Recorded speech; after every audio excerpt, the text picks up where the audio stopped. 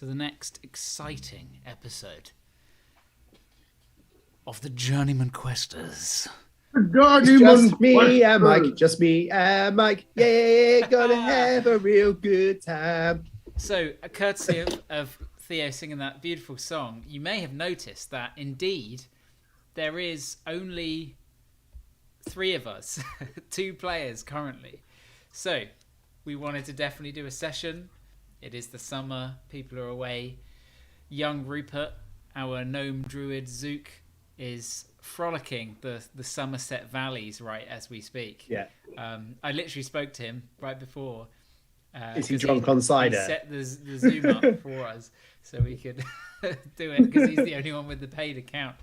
And he was just in the middle of a field feeding donkeys, and he said it was Don, which was your old donkey. And I did the voice. I was like going, "You left me to be killed by the Shivra, Zook. I will never forgive you. But I also love you so much." You definitely made it out. It'll be fine.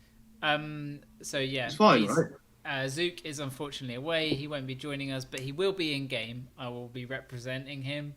And we also have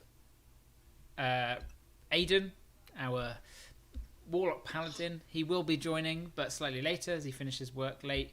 And of course, Josh, who plays Rufus Suncrest, the fighter Warlock gnome, is also joining us, but late because he also has work. But we're going to get started anyway because the Brothers Grey probably have things to do. But before that, we must, of course, boil up a pot, take a seat by the hearth, and enjoy a fine brew with the Journeyman Questers. And a chug-lug to that, I'm going to sip my delicious tea. Oh, what have we got? Tis but an Earl Grey. Fine choice. Earl Grey. Fine choice. Do you have your Earl Greys with milk, gentlemen, or do you have them black? I don't drink Earl Grey because I don't drink water. It's nice. Perfumed, in other words. Yeah. What the fuck? I think the word you're looking for is bergamot, my dear. Bergamot. Bergamot, indeed. Another man of culture, I see. You are a scholar and a gentleman. Mike is a heinous beast, and that is all he shall ever be. You are a heinous beast that does not understand the fine tea leaves of culture. Shit tea. I like my tea with milk and 2 sugars. Yeah. And fucking, I want the tea bag dust floating. I want you to crush the fucking tea bag. Rather than dinners in the chat today, should we do teas in the chat and see what kind of beverages are people drinking? Because I feel that's more on brand actually, with the whole boiling up a pot actually. So obviously Earl Grey with milk, only half a sugar. That's me. Half a sugar? Yeah, because I don't like it really sweet. Like 2 sugars. Have you ever had 2 sugars? 2 sugars nuts. is fucked. Like it's crazy. With a woman who put 5 sugars in her tea. 5, right? And I had to make it for her. And I said, I'm not making you that because that is fucking disgusting. I refuse to sully 5 sugars. 2 sugars. Who does that? It doesn't matter. 2 sugars, 5 sugars. It's all way too sweet. Like that's. I just want you to think to the person, the tea picker in India, collecting the tea leaf. Probably for not much money, and you're just pouring a bag of sugar into your tea. Yeah. You're having Yorkshire's finest brew, and it's not even from Yorkshire, and you're sullying its good name by putting multiple sugars in there. Yes. How do you have your tea? What's your go-to? The joys of living in a third world country. I'll be perfectly honest. I'm not really a tea drinker. No, you're I enjoy a brew upon occasion, like a traditional English breakfast, and I will also. I'm just watching Mike pour himself a large glass of non-alcoholic mead. Oh yeah, yeah. You can get that most places. Really easy to come by. Yeah.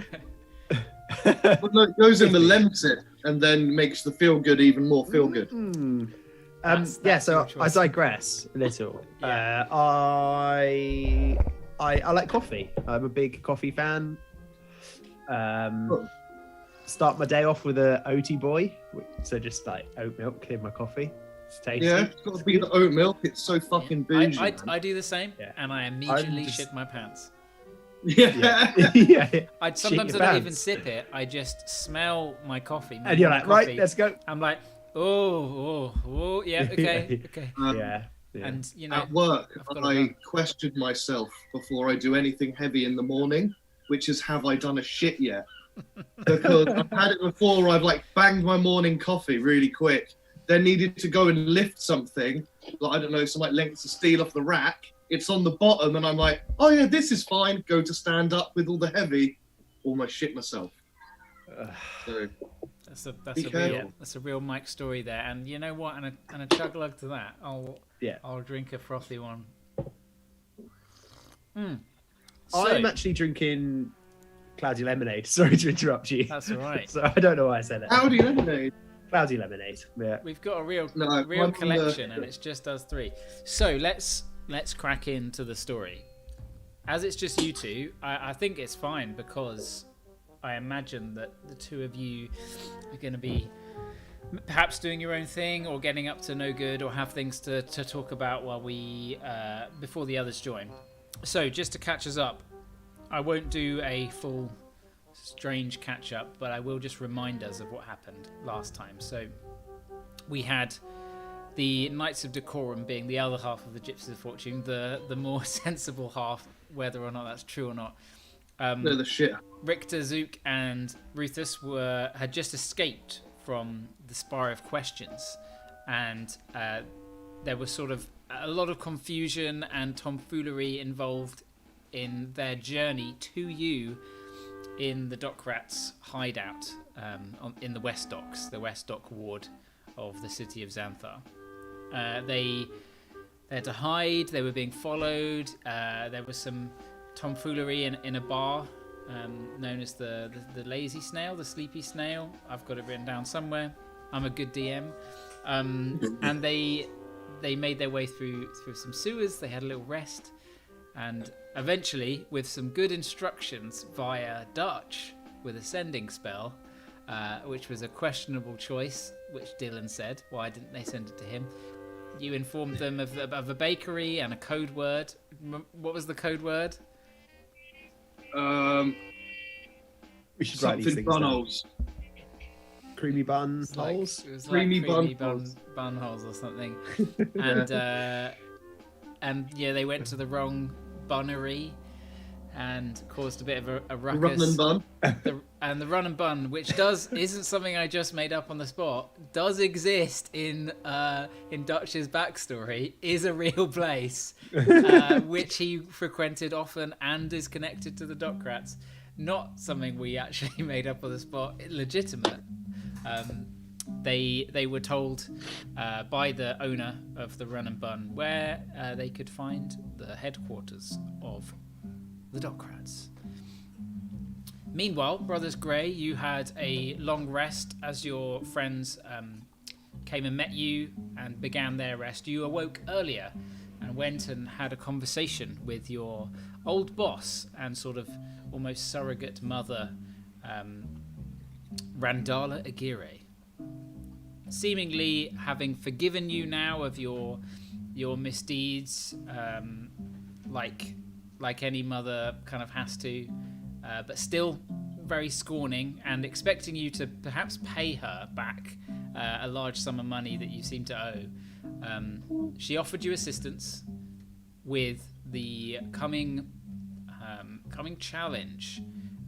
You were still unsure of what kind of avenue to pursue, whether to do what Eldama wanted you to do and acquire this cubic gate from the Guild of the Midnight Mercers, or head perhaps straight full on towards Eldama and take her out. When asking Randala about this, she urged you to opt with the former, to do what Eldama said, as it seemed to be in her interest not to cause a full-scale war between criminal gangs, and instead work together and almost kind of... I mean, you both have been in this position before, and you know how Randala would be with this, and it's not out of the ordinary. It's very much in her character to give you that advice, because you remember previously you had wronged one of the human crows, one of the human followers of the faction known as the Crows, in an alley, and she actually organised a peace treaty mission in which you had to team up with this guy. It's one of the very, very early sessions in your sort of backstory. So you know Randala's kind of choice in these matters and how she likes to deal with things.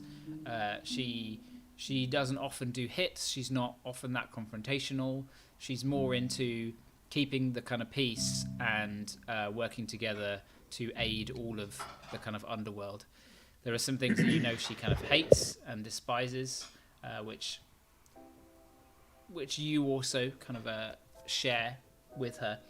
But her view on what you needed to do was not unexpected. Whether or not you want to listen to her and her advice as your kind of motherly figure is up to you. So she gave you some advice with what she thought that you should start to do. She talked about gathering information and listed off a bunch of different things that you could maybe get you started. One of which was to visit the Crows, which you've had dealings with before, to acquire some sets of some kind of magical resistance to being looked at from afar magically, or tracked perhaps through magical means. You don't know how you're going to acquire these, but that could be a good start. Aha! Okay, I've got to move everything around real quick. Hang on. Oh joy. I mean, Oh joy. Hello?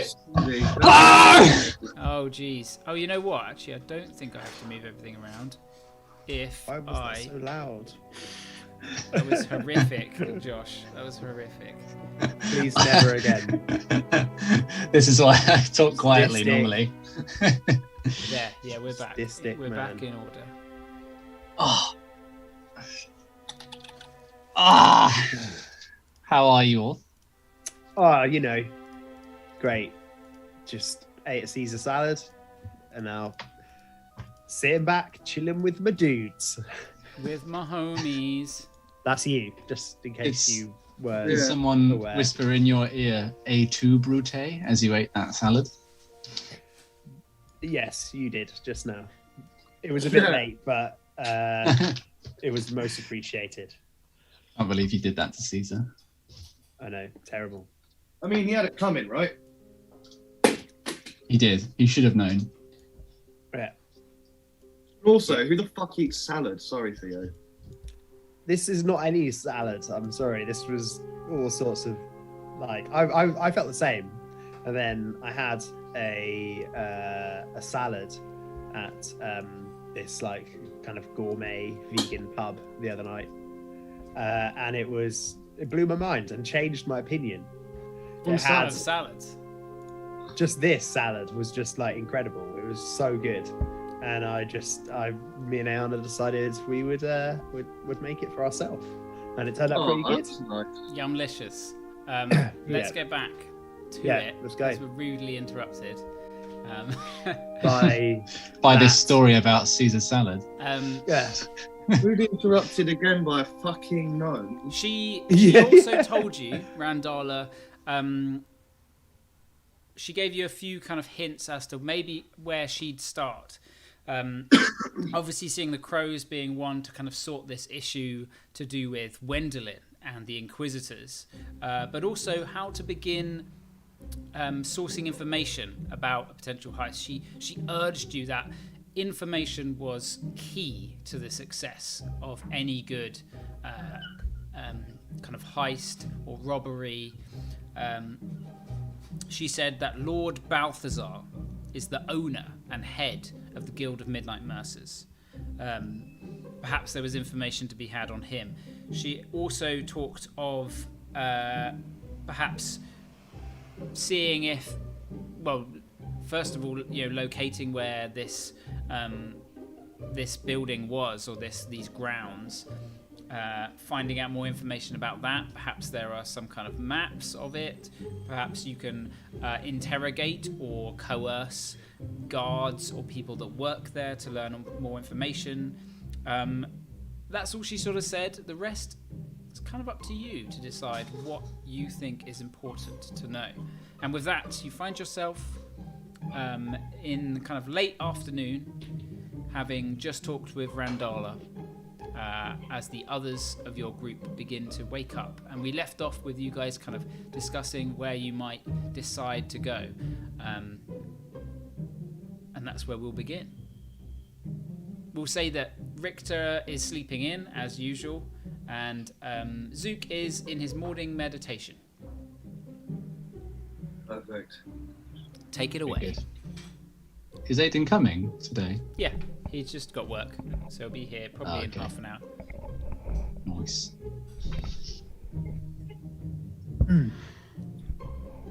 Well, before we decide how to tackle this cubic gate dilemma, I suggest we visit the crows upon Randala's suggestion. If they can provide some kind of warding item, then that will be useful for a multitude of reasons, notably hiding you lot from Wendelin. And with that, I'd like to have a quick, brief look around and see if there's any scrying going on. You don't sense any floating things in your kind of. You can roll me a perception check though, however, because I imagine, it's a soundless, invisible orb that, with blind sight, would still be quite hard to detect. A 20. A 20, you scry about the room, and you are not scry about the room. You sense around the room, and you sense that there is nothing here, and you remember that Randala talked that you were safe here due to various metals lining the walls. Oh yeah, lead. She mentioned lead as one of them. Yeah. Sorry, Dutch, you were going to say? Well, yeah, I think our first priority should be trying to source those materials and... don't worry about that. Something for later. Insight check. What's on the paper? Go on, you can insight me. roll an insight. Fuck yeah. Is that... so that's the 3. Don't bring toilet paper out of the latrines. It's fucking dirty. Sorry. And Draug just pockets something that he took out of his pocket, like a brown bag. He kind of took it out of his pocket and looked at it, surprised, and then there was a moment of recollection, and then he put it away. So, Rufus, you're the only one up of the others. Would you like to... Actually, it's probably best if you stay here, if there's a target on your head. Yes. Sorry, I didn't realise we were all in the same room together. I thought I was asleep still. You're the only one not asleep. Richter's still asleep. Had Zook's meditating. some sort of library. This is... You're right. I do fear going out again into the open air. How do you do this? This is the most villainous life I've ever lived right now. It feels wrong, like there's something watching over me, like a presence is gonna catch me at any moment. I don't like this. I don't like this dishonesty. Give it some time, Rufus, and you might come to enjoy it. Our old compatriots here, they are not bad people. They are merely part of the working part of the city. No, I guess... As you've been rudely awakened to the fact of this Wendelin character, supposedly an individual for justice, is no such man. No, he is no man of honor. That is something I've found out, shockingly. I feel we must clear our names as soon as we can. I much prefer to be out in the air, in the sun. Rufus, our names are everything. Randala's hideout is warded against magical things such as scrying and the like. You must stay here until me and Dutch find items that will allow you to pass unnoticed of such magical effects. Do you mean I'm to be useless until that point? Is there nothing I can do? No way of hiding myself? Surely a disguise will do. I don't think breaking your nose again is going to help from the magic of the Inquisition. No, I guess. If an Inquisitor finds us, then we're surely done for. You should have seen it in the bazaar. I thought we were hidden, and then it appeared out of nowhere. Came down from the sky. From what you told us, you really aren't used to this kind of thing. You should not have gone to the bazaar. That was a terrible choice. You need to hide, not stop and have some fucking lunch. I thought we could disperse in the crowd, use them as a cover, but I thought it better than being out in the open street. But they still found us nonetheless. Well, so what is this item that the crows? Did you say another gang? Yeah. To be honest, Lucas, I don't know. To allow us to move through the city unnoticed, apparently, without prying eyes and. I see, and that's stronger than the magics of Wendelin, stronger than his skill. I'm sure there's always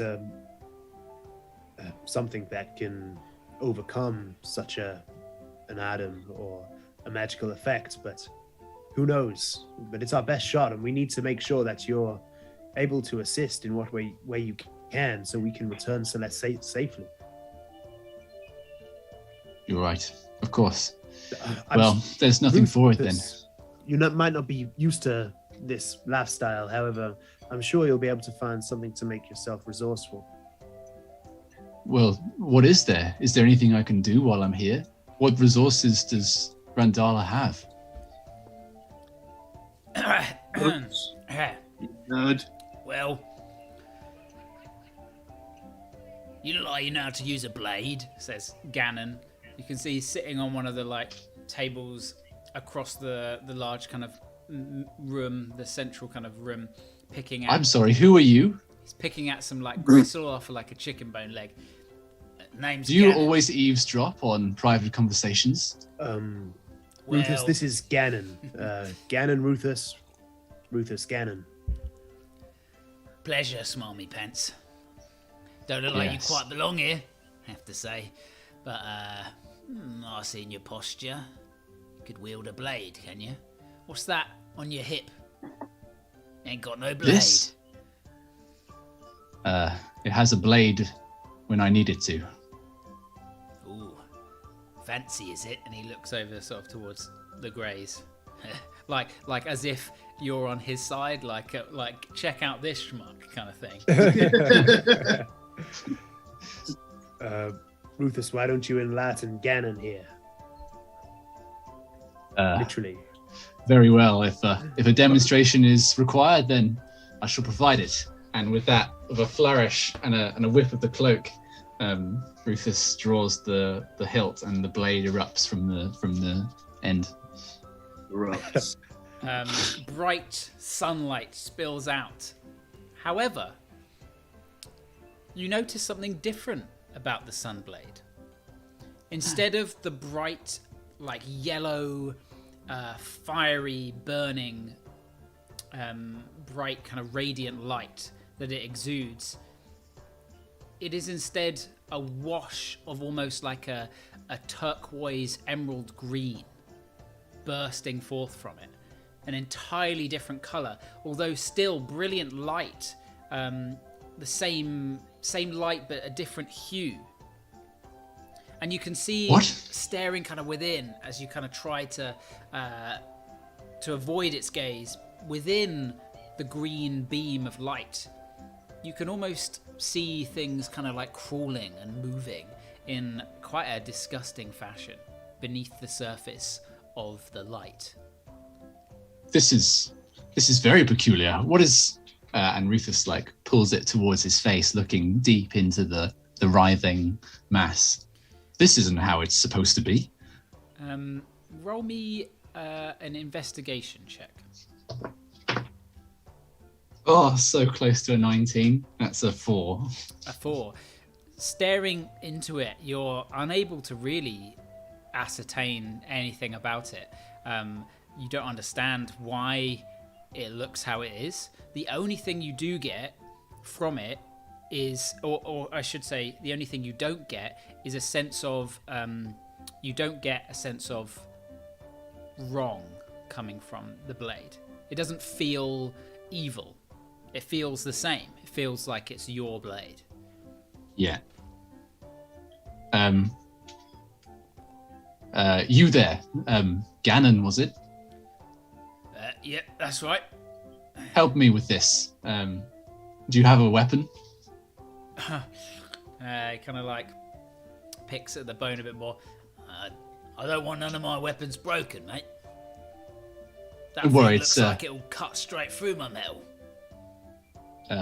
This is only for practice. A friendly spar, if you will. If I'm to stay here while the others are out doing business, then at least I can practice my aim. Perhaps with you. Ain't no such thing as a friendly spar, friend.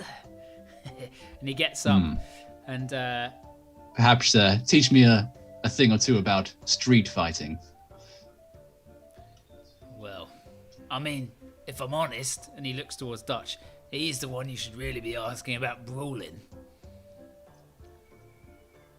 It's all about using your think smarts and whatsits, kicking sand in their faces, jumping them from behind, using bottles like clubs. If I'm That's honest, all. you look like an honourable type. But the thing is, honour don't matter much if you're dead in the mud. Now does it? I see.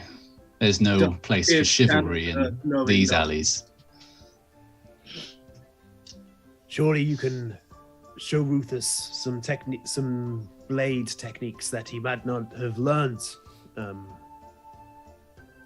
from his previous training. Something a little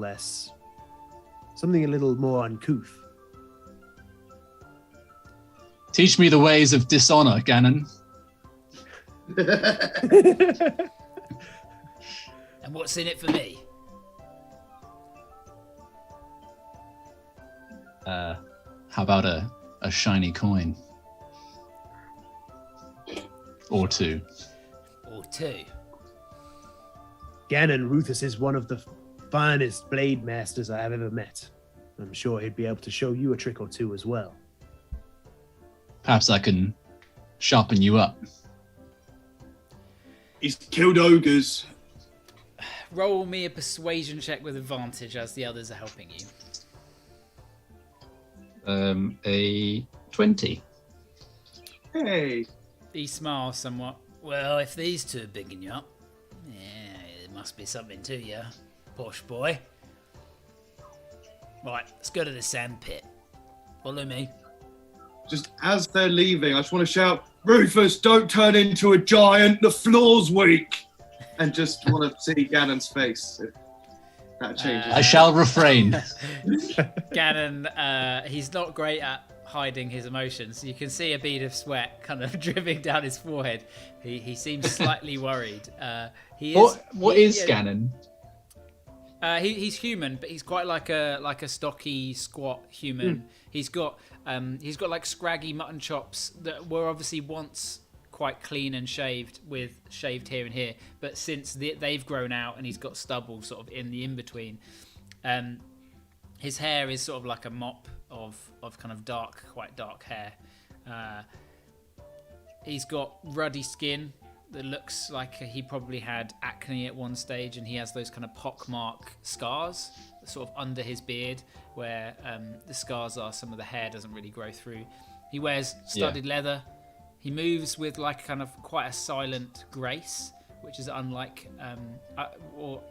for his kind of his size and stature and the way he kind of holds himself. Nice. Dark trench coat over the top. Rufus looks to Dutch and Dylan and gives them a knowing nod. We shall entertain ourselves while you're out there. Be safe. Let us know if we can aid in any way. Thank you, Rufus. Stay safe. We await your return. Amongst our midst again. You had me worried for a moment. I thank the heavens, all that there is, that we got out of that place. I do not know what would have happened. We'll make him pay. Don't worry. Well then. So, Rufus and Gannon, you begin to head down a set of slick, kind of rotten-smelling stone stairwell that coils down a good 20 feet along another corridor and out into a dingy, foul-smelling, arched-roof, large room. He steps in and you can feel the floor beneath you is kind of like a coarse sand that seems kind of wet underfoot. There are droppings in and amongst the sand that he kind of kicks some sand over it and begins to light some braziers that are hung. He has some trouble lighting them at first because they're kind of still quite moist. But it looks to be not a particularly well used sort of training sand pit kind of thing. What's the word for that? Like a sparring area. Sparring arena. Yeah. Something. A dojo. A dojo. It's the Doc Rat dojo. It's not particularly grand. He flicks out a dagger in his left, and going to a rack, he draws a short sword off of the rack, dual wielding both.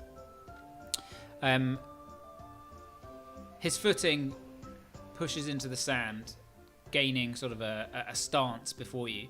It's a stance that you recognize, and I would say, as someone of your caliber, having trained students in the martial ways and being a prolific sword fighter, you recognize this as it's a mediocre stance.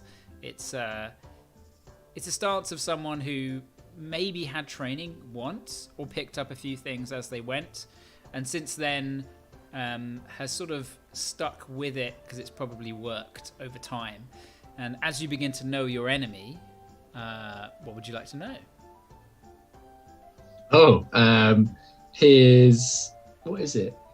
I'd like to know his dex.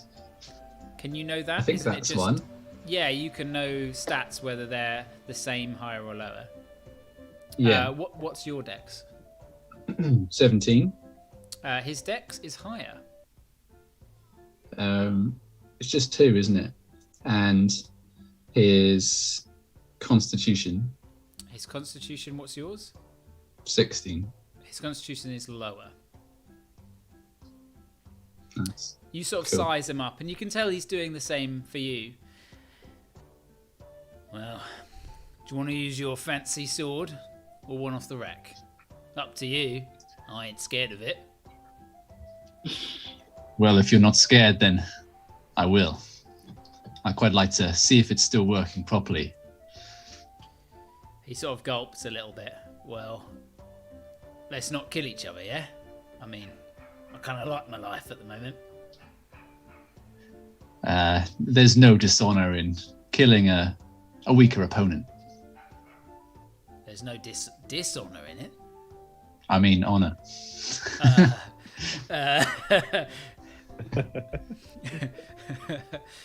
That's an example of you didn't lie intentionally and it was unknowing, and that's fine for your ages.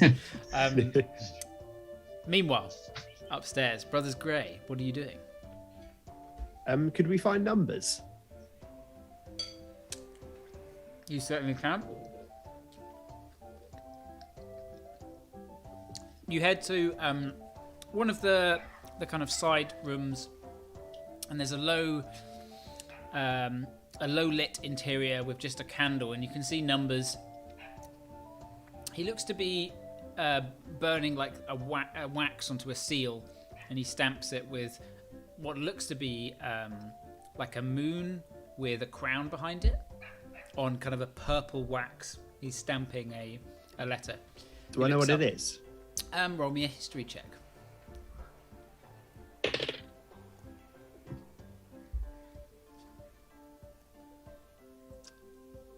21. 21. That is the Emperor's seal. Okay. Oh, fingers. Numbers looks towards you, kind of like shaking it and blowing on it.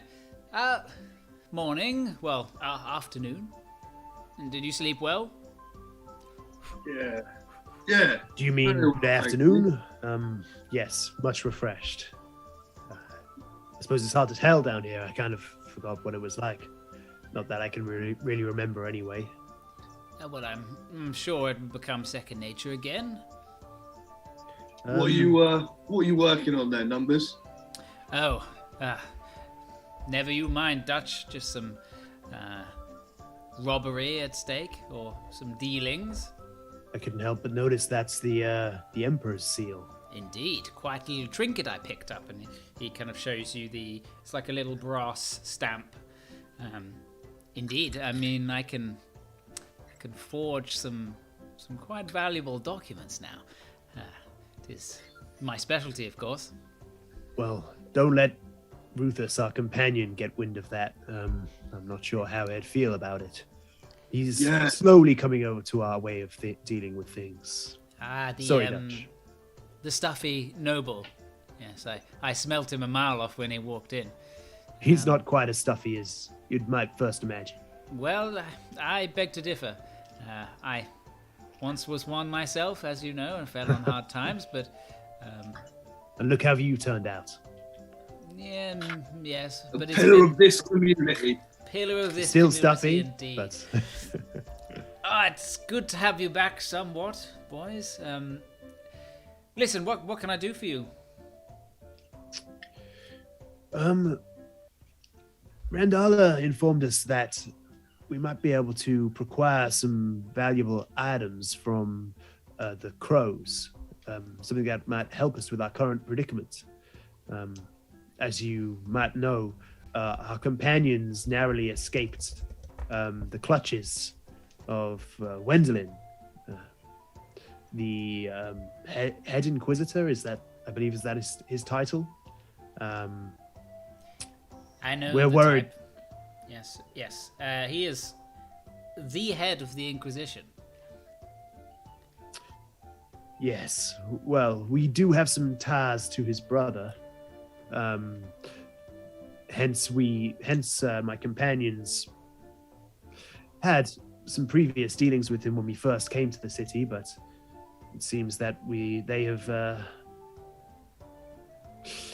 Well, he is looking for them nonetheless. So they inform me. It's linked towards the death of the Cardinal of the Lunar Gate and Celeste's disappearance. He was a little heavy-handed, and we don't wish them to go into his clutches again. Right. So, what can I do? Do you have... I do not wish to bother Randala again, but could you point us in the right direction? where we might find the crows, or do you know an individual that we could parley with? I know where the crows are. Pray tell, Dutch, where are the crows then? You haven't been here in a Well, while? they're in their fucking base, aren't they? They're in their base, yes. And where is that famously?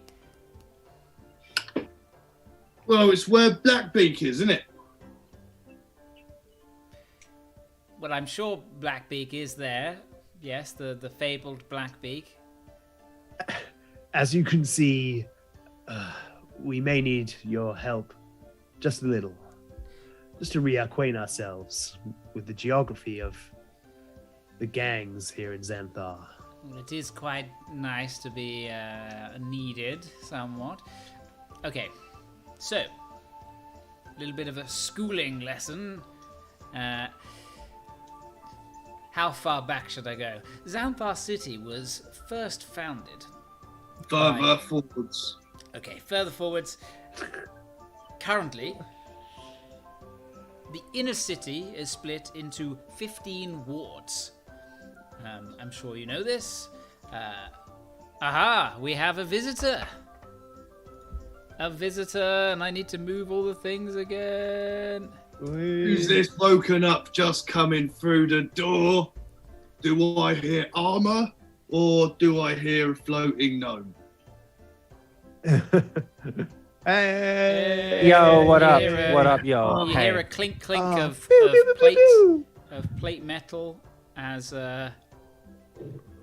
Richter catches up with the both of you. Oh, Double friends. vision. Right, now I'm going to have to move us all around to get all the cameras right. RP, while you're waiting, you're in Numbers' room where there's lots of files and books and pens and inks and all sorts. And they're just asking you a couple of questions as you've slept in late, as always, but dreamless sleep. A good sleep. oh, well, I see that Numbers is a man of letters. Peculiar.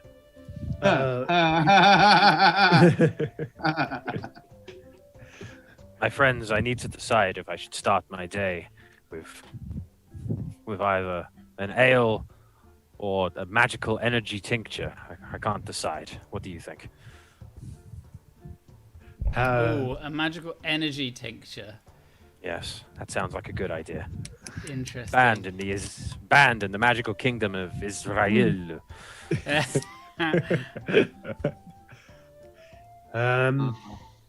Richter, you're awake. Dylan, yes. I apologize. I slept in. The beds here are, well, filthy, but surprisingly comfortable. Well, considering the night you had, I'm not surprised that you required a little extra sleep, even for you. So recuperation did me well. How do I find you today, good brother Draug, Dylan, whoever you are today? Well, we're putting out the feelers with regards to finding some items that might shield you and Ruthus and Zook from the scrying eyes of Wendelin. Would be wise, I believe. Unfortunately, everywhere. we've deemed it that it's best that you should stay here within the walls of the Dock Rats gang here, as it's shielded from such magic. And me and Dutch here we will find this gang that supposedly has such items, and we'll see if we can purchase them from them. I must say, it is impressive of the Dock Rats to have been able to outmaneuver the Inquisitors magically. Well, perhaps you should Not quiz them from on it that. further. It might be interesting to gain how they're able to do such a thing. Ruthus is sparring with one of the Dock Rats as we speak, Ganon. You may have met him upon entrance. Getting the lay of the land, eh? He was a bit put out at being left behind whilst me and Dutch venture out into the city. I hope that you might be able to find something to do as well. Oh yes, whilst it may be a far fly from the Varamark, these halls, they do remind me somewhat of the Scabbard. It is a brotherhood of a different sort, but one that I'm sure will be full of treasure. Perhaps you could quiz some of the members of the Dock Rats regarding the what are they called? The Mercers? That group? The Guild of Midnight Midnight Mercers. Guild of what, sorry? The Guild Something of the Mercers? Midnight Mercers. Guild of the Midnight Mercers. Yes, I should put some feelers out and inquire as to their nature. So, Numbers, how are you?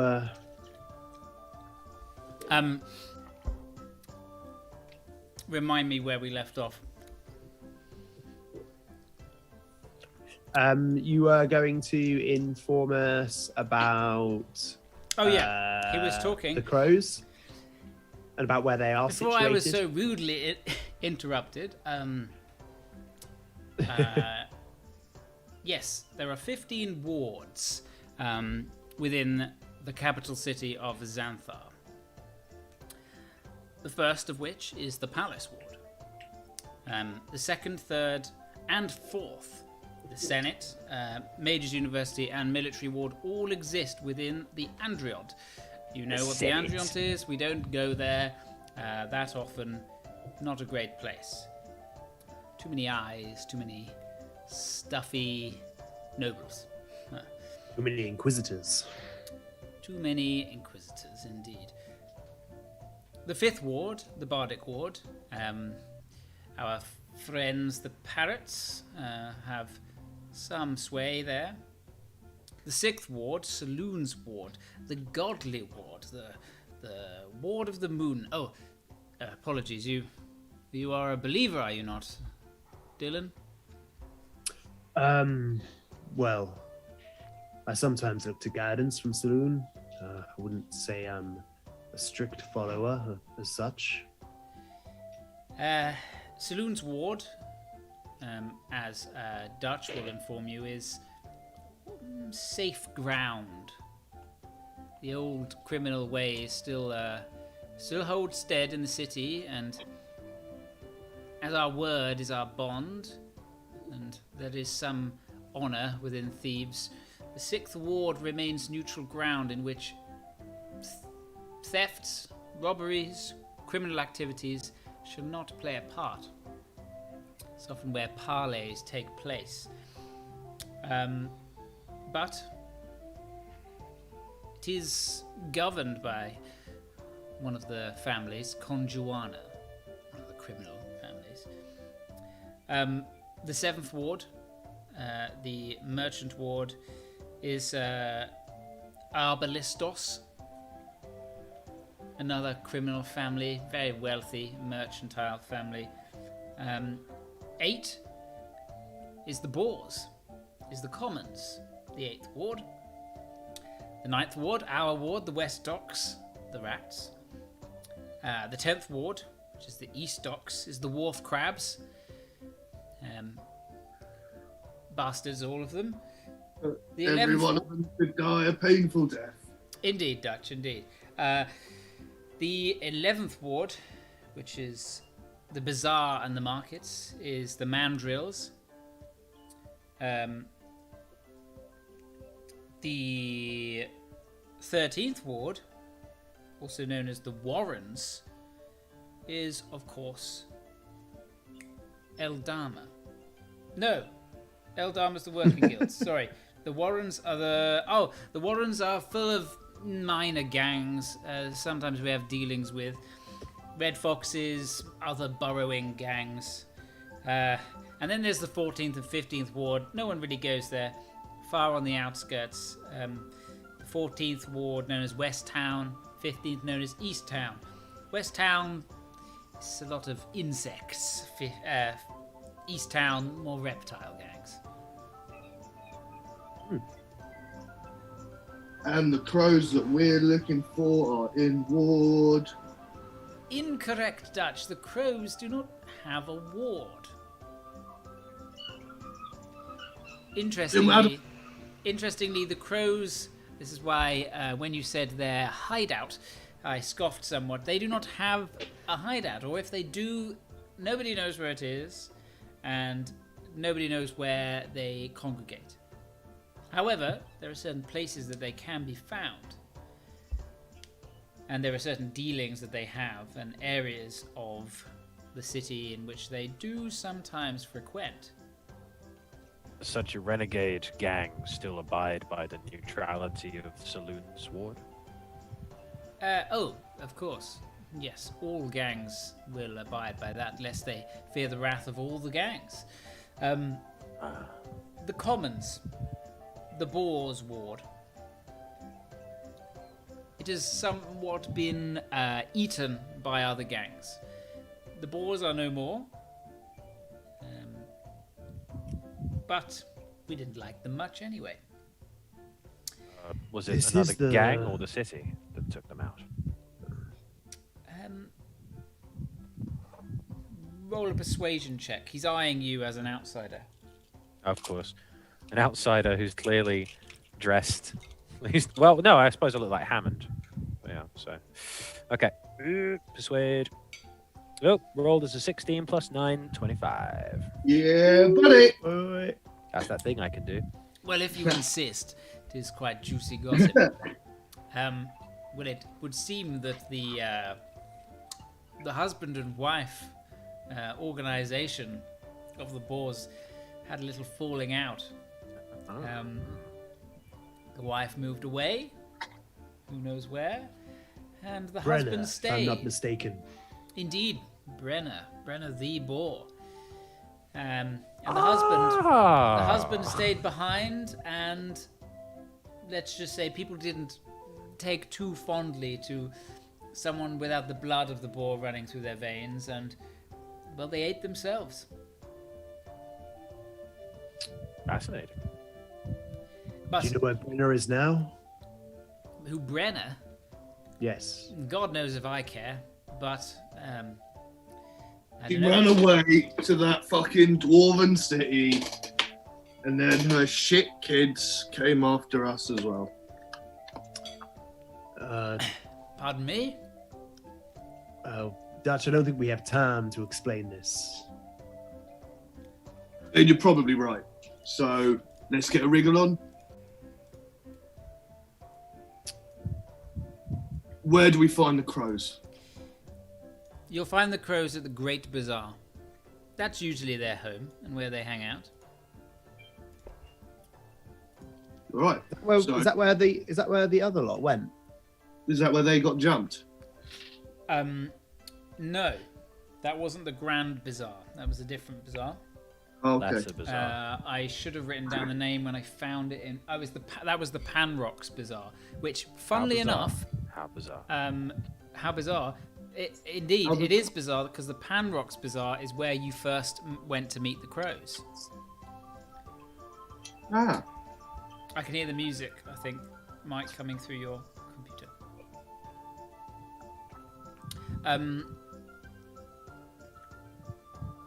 Do you mention That's a lot of the wasabi. Panrocks Bazaar? The Panrocks Bazaar. What was that again? Sorry. The Panrocks where we Bazaar first met the crows. is the bazaar where the other three nearly got caught by the Inquisitor. Mm. Yeah. It is also the same bazaar where you went to meet the crows so many years ago. Ah, okay. And Does that make him have a memory fart thing? Yeah, sure. Roll me a charisma saving throw. advantage or no? I haven't got used to any of those. No, not in a while. I'll say yes with advantage, seeing as where you are currently. Okay. A natural 20. No way! Oh my god. You stagger forwards, catching yourself on the wall and the desk, as images like lightning strike through your mind.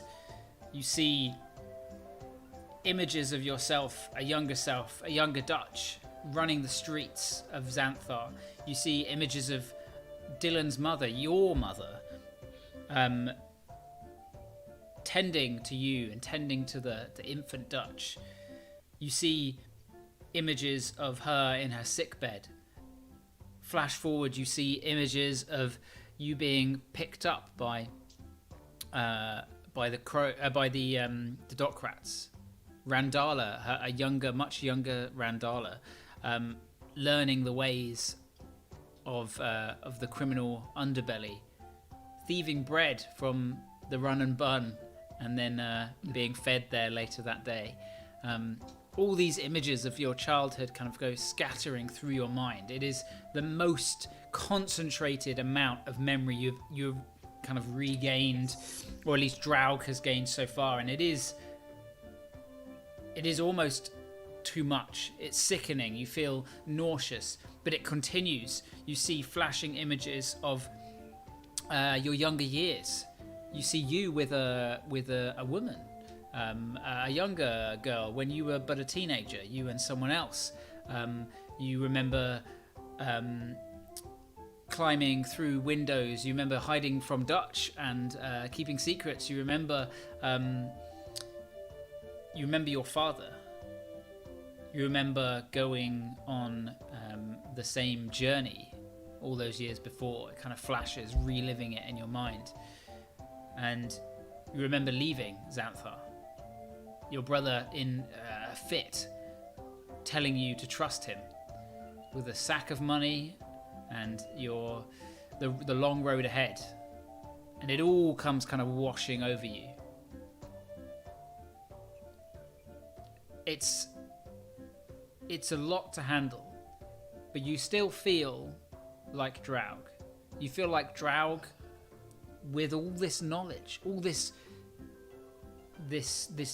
years of experience, almost like catching up with you. That was your life.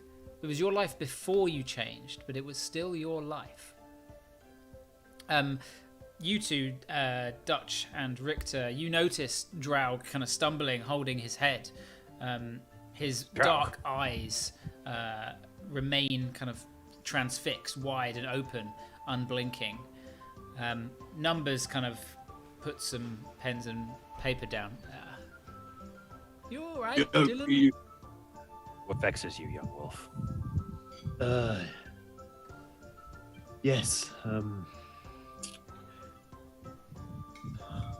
Clarity. Sorry. I apologize. A remembrance of things past.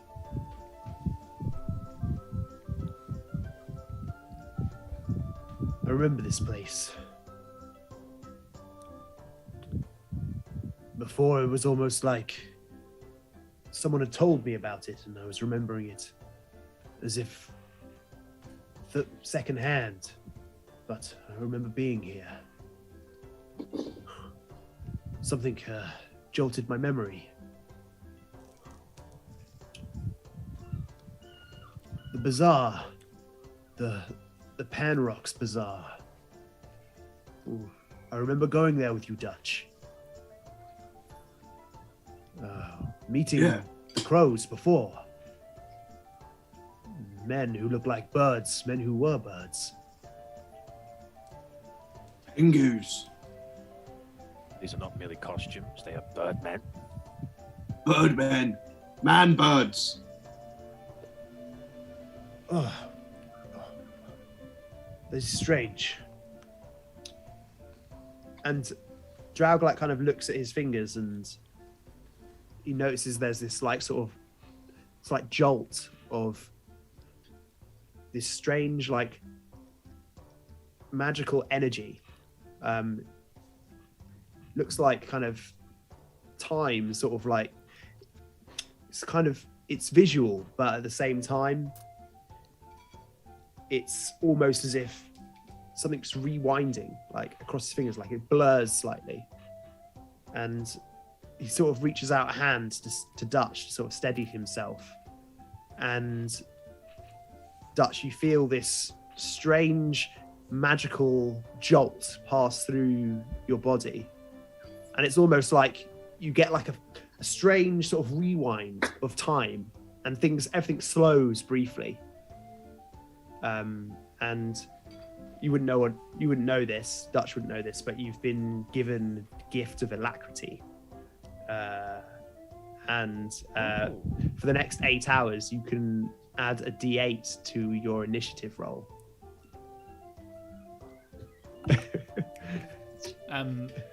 Dylan, you can have an inspiration dice. Watch start. An Watch, inspiration point. Thank you. Say. That was beautiful. What a great watch way Dutch of start a describing fucking this war in the next 8 hours. There you go. Oh, this is gonna be a fucking bloodbath. There's almost like a little bit of a tingling sensation that you have, Dutch. Like My ears get itchy. That's the sign that it's happening. you could change. You could just change a little bit, a little fragment of your destiny. I don't know what I did, but I feel as though it could help somehow. Fuck yeah. Don't know how it's linked to this, but well, shall we? I feel like we've dawdled too long. Well, Yeah, let's make a move. you could go And to then the I'm Grand gonna Bazaar. let's. Grand Bazaar or Panrock's Bazaar. If you've been there before, it might be a better way of finding the crows. Yeah, let's go Panrod's, because if we get separated, you'll know where it is and how to get back. I have memories of the city, much more clearer than I did when we first came. I feel like I could find my way without you, Dutch. But yes, I'd quite like to visit this bazaar. It's been too long. Richter, are you going to be okay? Yes. I will make myself at home here, and I will certainly request instruction from some of the dock rats regarding the ins and outs of this city. Numbers, what do you know of the Midnight Mercers? Midnight Mercers. Oh. I think we might have some info in here. Perhaps you could... I'm conscious that me and Dutch have things to do, but anything you can find, please pass it on to Richter here. We Well- most appreciate it. If he's got nothing better to do, perhaps you can help me, tall banana boy. Sort of in this weird, like, Draug's in this weird, like, mindset, like, as he's kind of cuts off Numbers and stops walking away, like, before he's finished his sentence, and he's got this strange, like, kind of energy, like, kind of things are, like, moving in a strange pace for him right now.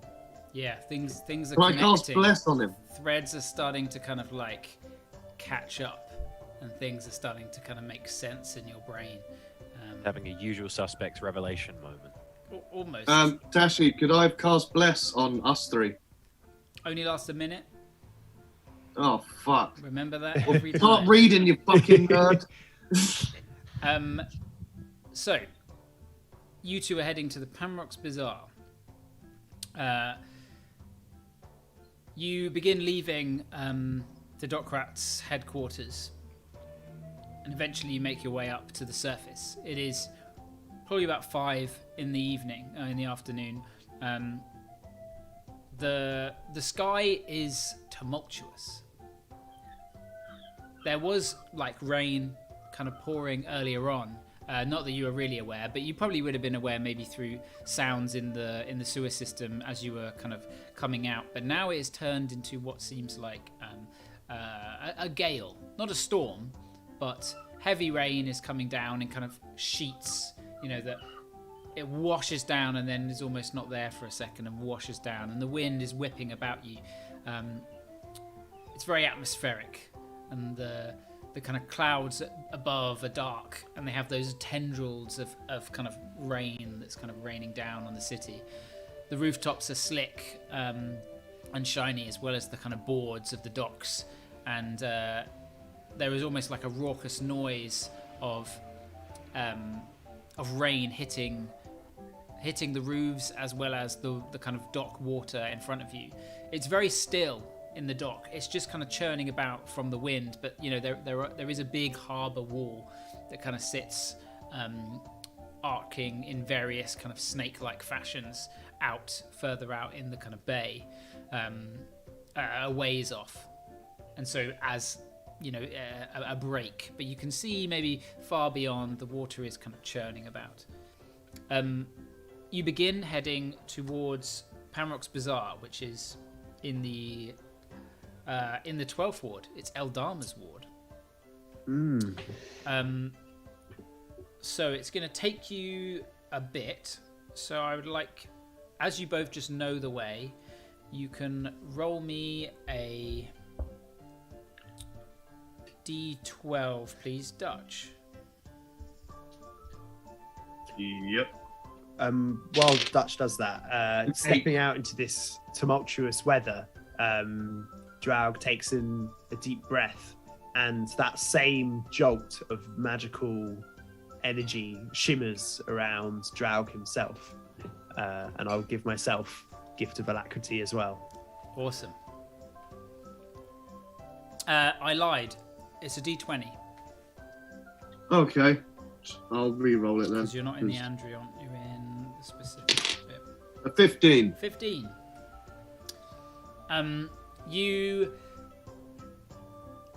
You begin heading towards the 12th ward.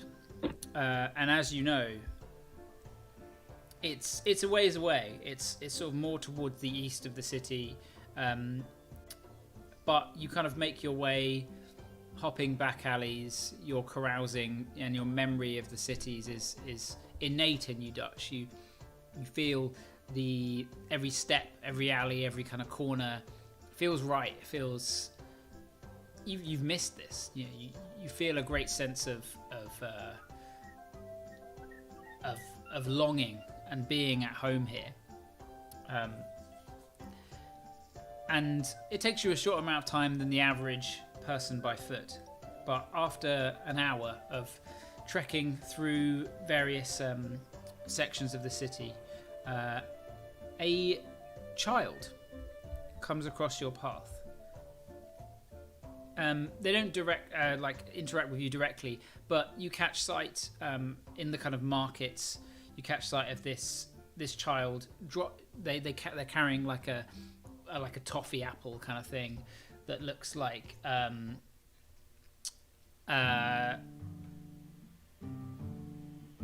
it looks like a stick with like a big apple on the top, and it's kind of dripping with some kind of honeycomb, melted honeycomb, and they just drop it straight onto the ground. It like breaks, and you see them like look up, and they're just like crying in the middle as people are just kind of moving past them.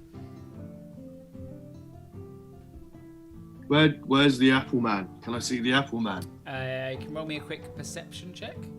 Yeah. Oh shit! Minus. Oh, so I got 16. You with a 16, you spot the stall. It's very close, and you can see a man with a large goatee selling what look to be candied apples of some kind. I was gonna go. Come on, just get you another one then. Or just give him money. Roll me a persuasion. Oh shit! A 3. You just kind of like shove money in this kid's face, and the kid like looks at you, tears kind of streaming down his face, and just runs off into the crowd, scared. Perhaps you should have just bought it for him, Dutch. Kid's the fucking pussy. Don't know if you've taken a look in a mirror recently. You're quite the sad to behold. Not quite child-friendly.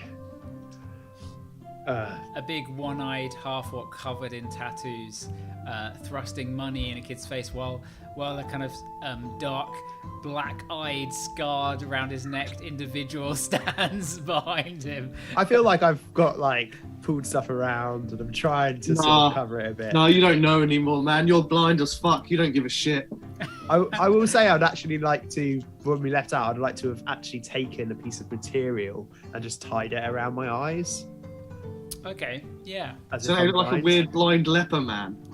Yeah, and I'll just take my bow stave, and I'll sort of pretend not really obviously that, pretend I'm using it to sort of feel my way. And I'll go and buy a couple of toffee apples. Why not? You can mark off 4 copper, 2 copper apiece for a couple of toffee apples. And I'll toss one to Dutch, and I'll see if I can sense this child. And Roll me a perception check. With disadvantage, there's a lot of noise No from worries. all the crowds around. It's pretty good. 13 and a 14 on the dice goes to a 24. With a 24, you hear the crying of the child, still fairly close, sitting up slightly, perhaps on a window ledge, perhaps on some boxes. Is there can I sense maybe another person nearby, and I'll just approach them and ask them to give this to the child? I don't know. I don't want to scare them. Sure, you sense a person. They're kind of adult size, and you walk up to them, thrusting your hand out. What do you say? The child over there dropped their apple. Would you be so kind to pass it on to them? I do not wish to scare him with my visage. Roll me a persuasion check. Okay. Hey. 13? 13. You hear a sort of, hey, all right, fine. Think of it as charity. We'll do it for a blind man and a child. Fine. And you hear what sounds to be a dwarf wandering off towards the child. And I just I'll eavesdrop and make sure that with a 24, you eavesdrop and you hear the child thanking this dwarf, and the dwarf kind of points over towards you, or you can hear him talk and gesture and say, it was the blind man over there. I'll melt into the crowd so I can't be seen. You can hear the kid's breathing kind of speed up slightly, with slight worry, but the dwarf seems to appease the child, and you move on, heading towards the Panrock Bazaar. Meanwhile, back in the Dockrat's hideout, Ganon steps forth. Ganon steps forth, his feet grinding in the dirt, swords out front. Your move, posh boy. My move? Well, I guess you're here to learn from me as much as I am from you. Very well. And Rufus pulls forth the Sunblade, igniting it once more. The blue, now turquoise flames wriggling somewhat in the center of the blade. And Rufus takes a stance, a very formal fighting stance. 1 foot forward, second behind, slightly to the side, shield up in front of him. And he starts to circle Ganon. Ganon just pivots where he stands. You can see him kind of moving around. His back foot's a little off. His stance as he moves is slightly amateur. You know that one quick step forth, he would have to react, and during that kind of period, he might be kind of off his footing, and it's a classic kind of error that a lot of amateur sword fighters make. Thinking back to my time before having the Aegis, when I was but a mere battle master fighter, the maneuvers that I used to possess, Rufus thinks about the feint attack that he used to use at times, and noticing Ganon's misplaced footing, goes in for a strike, feinting in one direction, taking advantage of his positioning, causing him to potentially stumble, and then changing direction at the last minute, and attempting to land a non-lethal blow upon Ganon. Okay, make an attack. I just want to clarify real quick. You rolled to change the day, right? Other past Rune Night.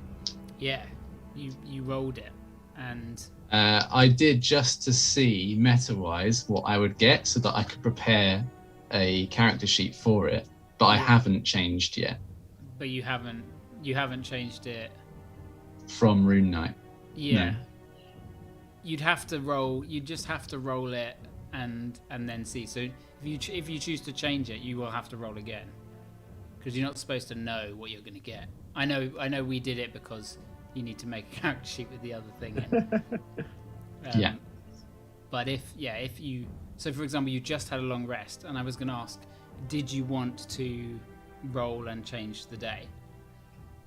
I asked last session what I can only do it at dawn, is what it says on the thing, and it was like midday when we woke up or something.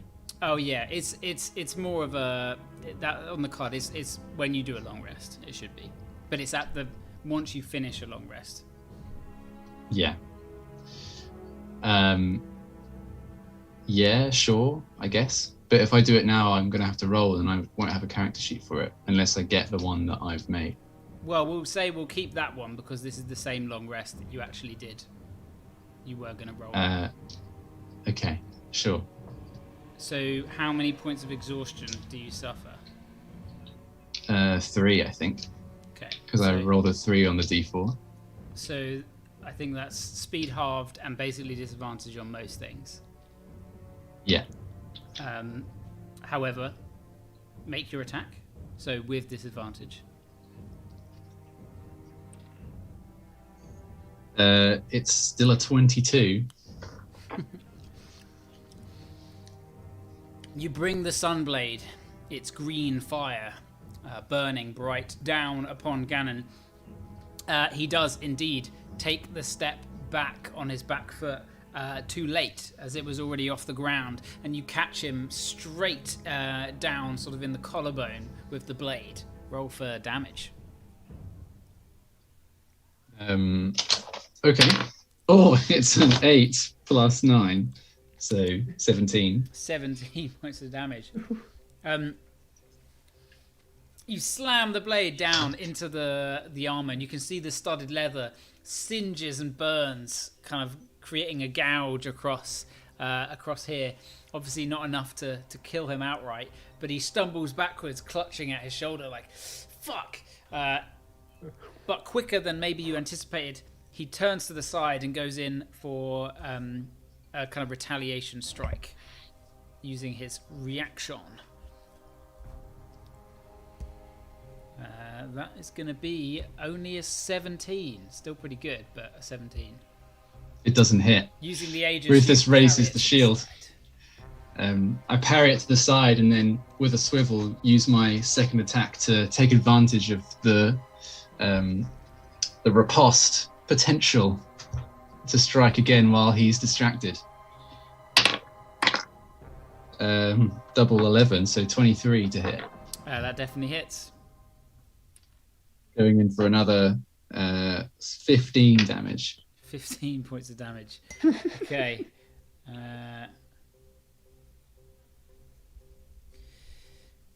Striking across, you catch him again off guard as he kind of tries to strike you down. You come across his arms, and you can see you kind of hit down into this kind of section of his upper arm. Blood sprays out, although it's, you're not trying to kill him. It still is injuring him, and he kind of cries out, unexpecting of the amount of damage, dropping to the ground, his blades clattering against the sand, clutching his arm like, fucking hell, that blade! Rufus, a smile etched on his face, only for a moment after he landed those blows, and seeing Ganon in, kind of quite hurt by that, Rufus, the smile disappears, and he sheathes the Sunblade and immediately asks, Ganon, I'm sorry, that was too much. Are you okay? Yeah, I think so. And he kind of pulls back some of the cut leathers, and there's like a gash, quite a deep gash across his arm. Interestingly, where the gash is, you can see almost like a slight green radiance to it. Your blade dealing radiant damage.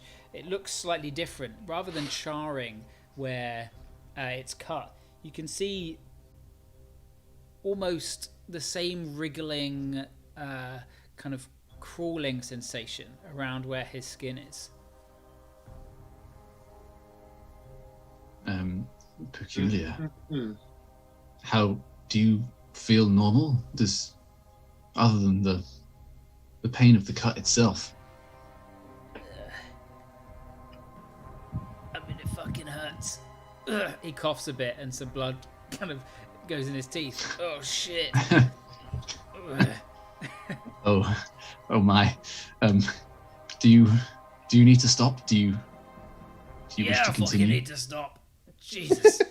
I don't think I'm quite cut out for the same adventuring life as you. This is not what I imagined. You were supposed to be teaching me how to fight dirty. Yeah, but 2 swift blows of that blade and the power behind it. Yeah, for a gnome such as you, you're fucking strong. I wasn't always a gnome. I was a man, just like yourself. What?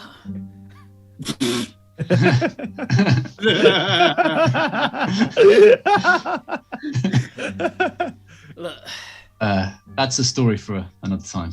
Right, he kind of reaches down, pushing himself up. Nya! Throws a bunch of sand into your face. Make a dexterity saving throw. With disadvantage, right? Yeah, your saving throws have disadvantage. A 10. A 10. You try to kind of shield it with your hands and your braces, but the sand goes right into your eyes. This grit all in there, and you are blinded. You hear Ganon kind of like scramble up, and he's going to make his attack as you hear blades being picked up from the sand. So he at least gets advantage. Come on, Ganon. Hey, it's a 20. Is a 20 enough to hit you still? It's not, No, is it? it's not. That's mad. But it's just. I think Rufus once the sand like penetrates his eyes and mouth and all of his facial orifices, he scrambles back, trying to get to his feet, just pulling up the shield and falling onto his back just to cover himself, like a turtle on its back. But it manages just to get in the way of his blows. There's a loud cling as the blade kind of slashes across, followed by a terrible roll there. Oh, that's a natural 19, so that's going to be a 25 to hit. Fine. I literally have to roll amazing to even be able to hit you. No, he's still got advantage because now he's prone. Yeah, I rolled a 2 and a 19. That's why I said terrible roll. It's just his offhand. This time, you don't hear a cling. Instead, there's a sort of and pain in your side, and you feel something sharp sliding out from between your ribs, dealing. Oh, that's kind of nasty. I don't want that. Shouldn't have singed him. Shouldn't have cinched him. Dealing. This is what you came here to learn. He's Dealing learning something. 16 points of piercing. 16 points of piercing damage. Sneak attack because he is a swashbuckler. So one-on-one fighting is his jam. I love the. However, you can hear him breathing. You can hear him breathing hard, and he's like, "All right." And as the sand begins to kind of like get out of your eyes, you feel that the jab was painful, but you feel kind of sluggish after the jab. You feel. What's your movement? 30. So your movement is. It's reduced. already halved. It is already halved, so to 15. So, it down. Your movement is reduced by 10. So you have 5 feet of movement. Yeah, that's fucking savage. He stands.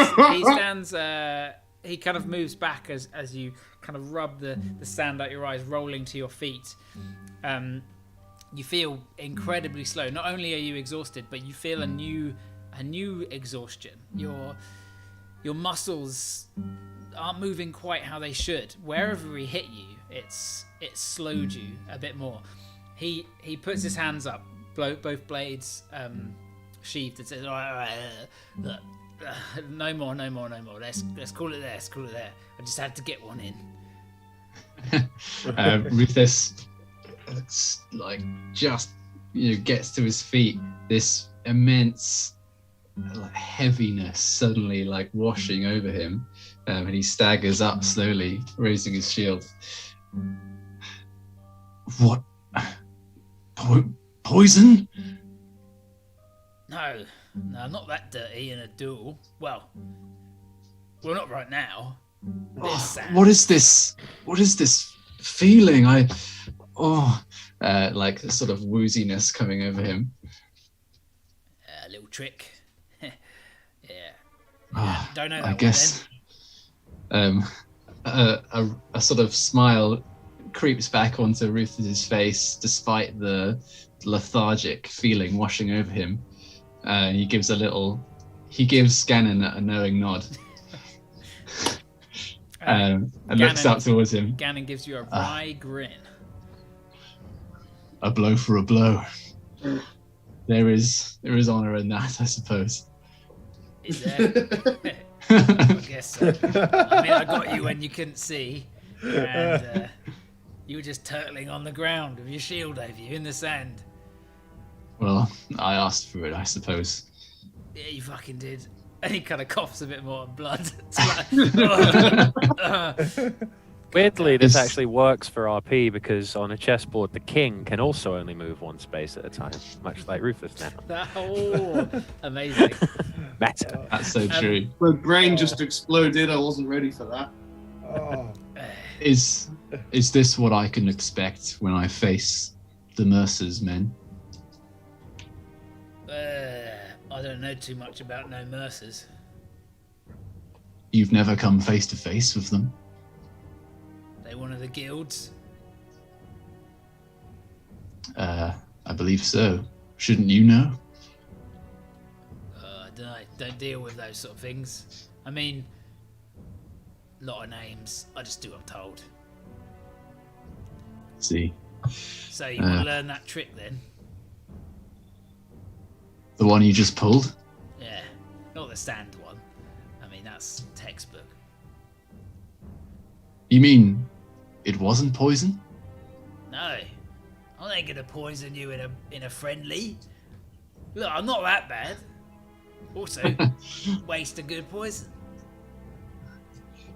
True. Well, by all means, show me. He walks over, hands still up. You see that green blade now? I already had. Oh yeah. He walks up and kind of coming close. And he pulls up the kind of flap of your plate where he managed to sink his blade in under, and he pokes his finger in a little bit. You know, it hurts. Oh, dude, don't worry. Look, in there. He kind of pushes about, and you can feel that same kind of nauseous sensation as he shoves his finger in. That's where I got you. This point right here. So you're saying if I was to hit an opponent here, they'd suffer the same? Yeah, well, there's a technique to it, and there's plenty of places you can hit people. Legs are good, but ribs are better. If you want to kill him, interesting. one shank to the stomach will do it. Stomach yes, acid will fall out into their insides and burn everything up. They're good as gone, but it will take a while. Nasty business that as well. Rufus learned sepsis. But no, that's not it. It's a subtle craft. I'll show you. But you better be Perhaps good for you it, can. posh boy in gold. Oh yeah, of course. And Rufus flicks 5 gold across to him. He kind of catches it. Well, I thought you were some rich boy. I was. That's my heritage, where I began life, but not so much these days. So you're... How else would you think I came to this place? Right, yeah, that kind of makes sense, I guess. Right, half an hour, half later. He pockets the 5. And Perhaps we should, showing you... He gets busy showing you the ways of his art. Okay. Yeah. Richter, what are you up to? Richter is still in the vast archive of numbers. It's a small, dank room with some and yet books and crates in it. Yeah. I'm sort of picturing that room in Minas Tirith that Gandalf was walking around with the torch. That's much more clean and white and marble. And yeah, it's nowhere near as many stacks. There is papers and stuff around, and there's interesting seals. There's a calligraphy set that's sort of out, and he's obviously forging documents and things in there.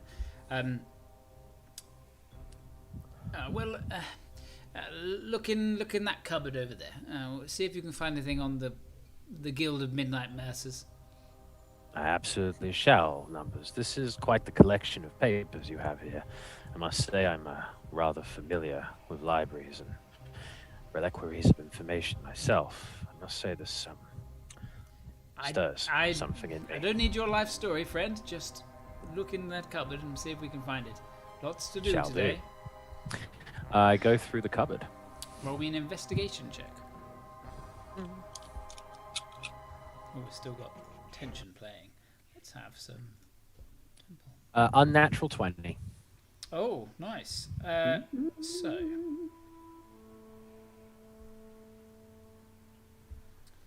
have a look. You find there is kind of a bound kind of book of notes and scribbles and documents that seem to be all pertaining to different working guild kind of guild mercantile kind of factions or groups. Flicking through there, you eventually find indeed a small couple pieces of paper that are of the Guild of Midnight Mercers. One looks to be potentially some letter stolen that's addressed to Lord Balthazar. The letter itself talks of a trade deal that will be made, and they talk of meeting in an inn called the Nocturnal Nest, where apparently dealings and trade deals would happen. There's also some notes that someone has scribbled down on the Guild of Midnight Mercers, like someone else has kind of gone in, perhaps numbers, perhaps someone else has scrawled kind of over the top of certain bits. It talks about them owning a lot of property within the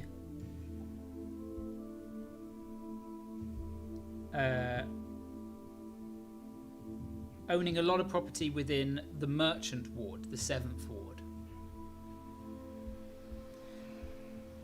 A lot of their business, a lot of their ships, a lot of their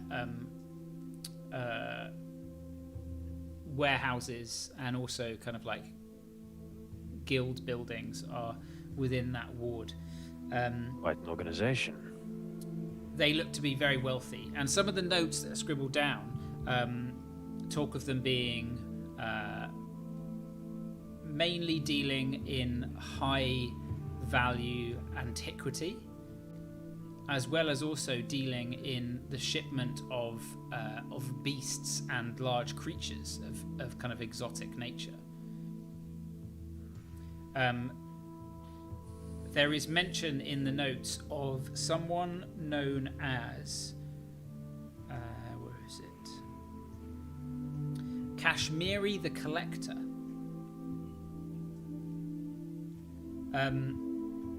Someone who they have regular dealings with, who is, you're not sure, but it has that written down in there. Interesting.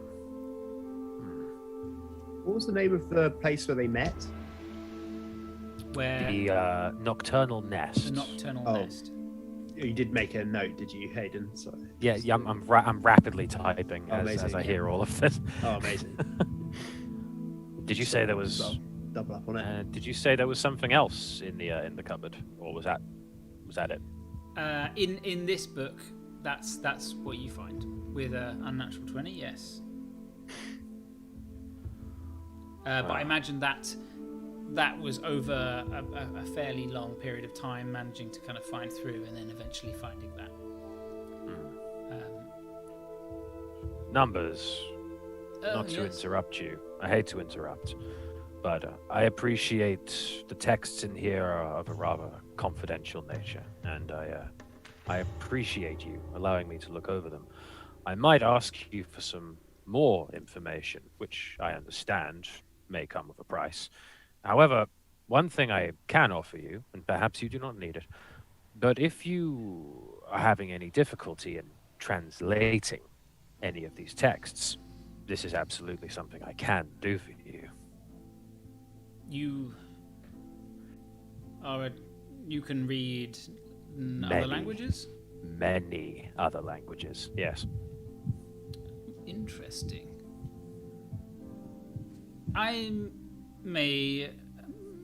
You are more interesting than I maybe had thought. You look like a Gith, right? Yeah, I'm gifting up. I changed back from Hammond once we got in, to everyone's surprise. I know not of your kind, but anything goes here in Xantha, I suppose. I know little myself. I was a man once. That might sound strange, but if you were to speak to Rufus, he would have a similar tale to tell. Do you know how to read Celestial? I can read Celestial if you give me a mere 10 minutes to prepare. And I would like to begin casting the comprehend languages ritual. That was so internet. Amazing. I'm sorry. It was Yeah. like, What would you like to do? We heard it all, but it was like Yeah, over okay. about Loud. 20 seconds. I would like to. I have got the time. You spend 10 minutes, and eventually you cast Comprehend Languages. He slides a small book over to you across his desk. It's got kind of silver inlay on it. We picked this up a while ago from, the need-to-know basis. Understood. But much of it is in Celestial. Could you perhaps take a look? Absolutely. And with a piece of blank parchment, I would like to begin transcribing the celestial portions into a form, into common. You begin transcribing it across, and it looked like a little journal or a little diary of some kind, but it's not. It's a story. It's a storybook. No pictures. It's a small novel. It's not about Saloon. It's not about any of the kind of, I guess, prime gods that at least you've heard of. But it is a tale of a man and a man kind of ascending to godhood. You begin kind of transcribing it across. It's not particularly noteworthy. It's a cool tale. It's a cool story. I'm sliding pages over to numbers as I finish them, so you imagine there's read it. probably a lot of truth to it. If it's written in this amazing sort of celestial script, and whoever wrote So it, maybe not a story. So maybe not a storybook. Maybe a historical account. maybe not. Possibly. But it's written in a very fictional fantastical way. The Cimmerillion. Yeah, that's going to take you a bit, but he's very thankful. Yeah. Ingratiating myself to the dog rats. Dylan and Yeah. Dutch, you find yourself in the Panrock Bazaar. What are you doing? Well, first things first, I'd like to have a look at what they got for sale. The Panrock Bazaar is on the edge of a one of the canals. Oh shit! Yeah. And you can see across the kind of various tents and markets and stalls across on the other side where the Andriont is. You can see the Spire of Questions sitting kind of down from it, directly opposite. The Panrock Bazaar can kind of, you're looking at it almost from the underside or the back side of it. It's ominous, and you just can't believe how the others even managed to escape, although they are your companions and you have every faith in them.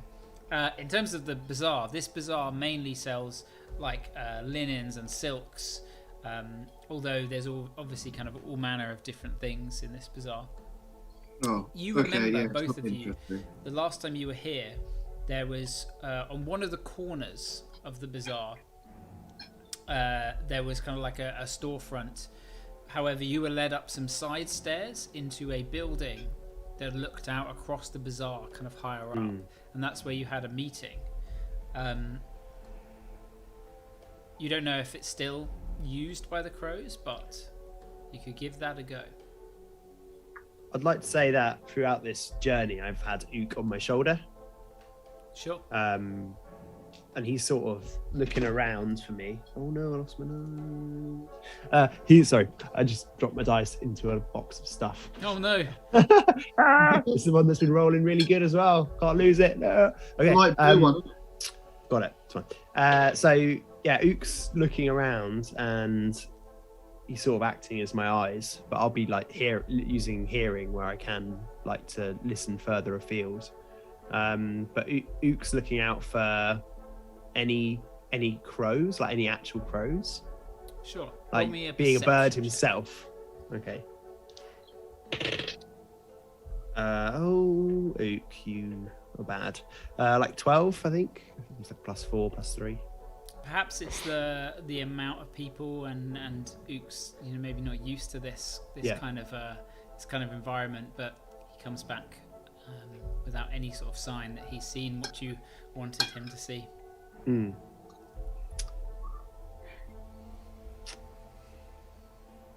Any ideas, Dutch? Well, we could just go and knock on the door. How long has it been? How many years? A couple of years. More than a couple. It's worth a fucking shot, innit? It is. Seems reckless. Don't want to draw too much attention to ourselves.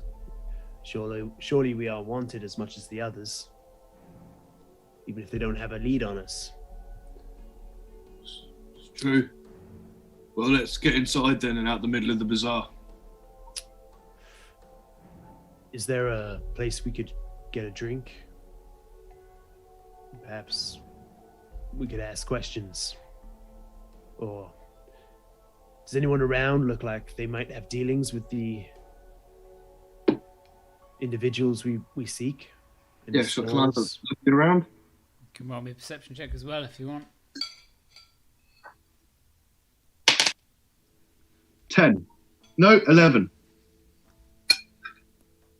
There's a lot of people, a lot of colours, a lot of smells, but no crows.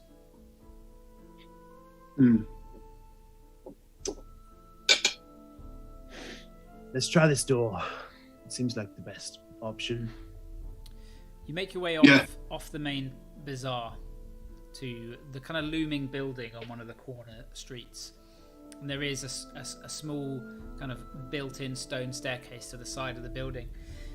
You head up and back again to a door at the top. It's a large door with kind of like metal binding sort of across it, and there's a small letterbox that would slide to the side from the other side.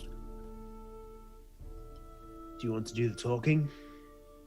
It's probably for the best. Yeah, let's give it a go. And I'm gonna rap on the door. Kung kung kung.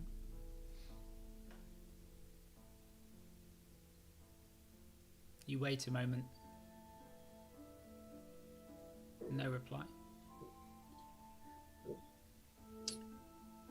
Can I try and open the eye bit, or is it locked? You can try. You can roll me a sleight of hand. I just want to see if it's locked or not. It's quite hard to do, so it Oh, requires okay. a check. That's Dex. So I got a 14 to do that. With your strong and nimble fingers, you kind of pry it slowly, and it does move. And as you begin to wedge it, it opens nearly, and then you feel someone chink close it from the other side. And you hear a voice. You're both burnt. No, we're not. And we need to have a chat.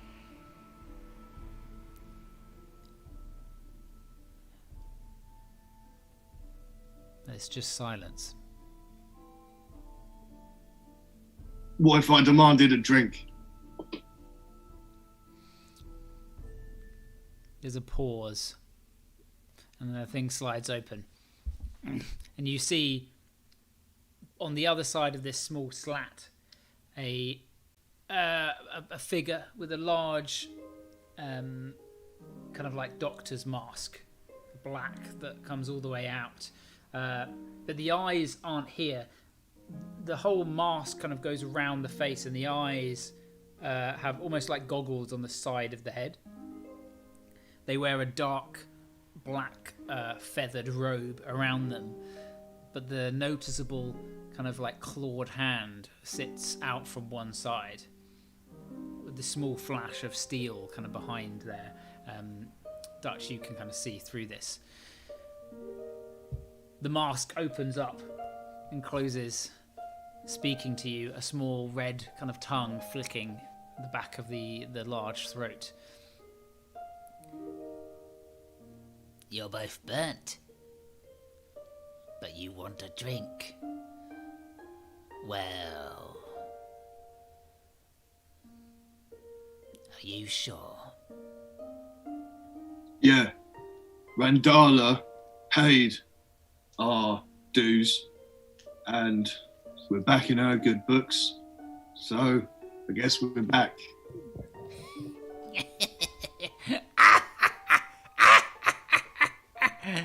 The crow begins to sort of laugh behind the door.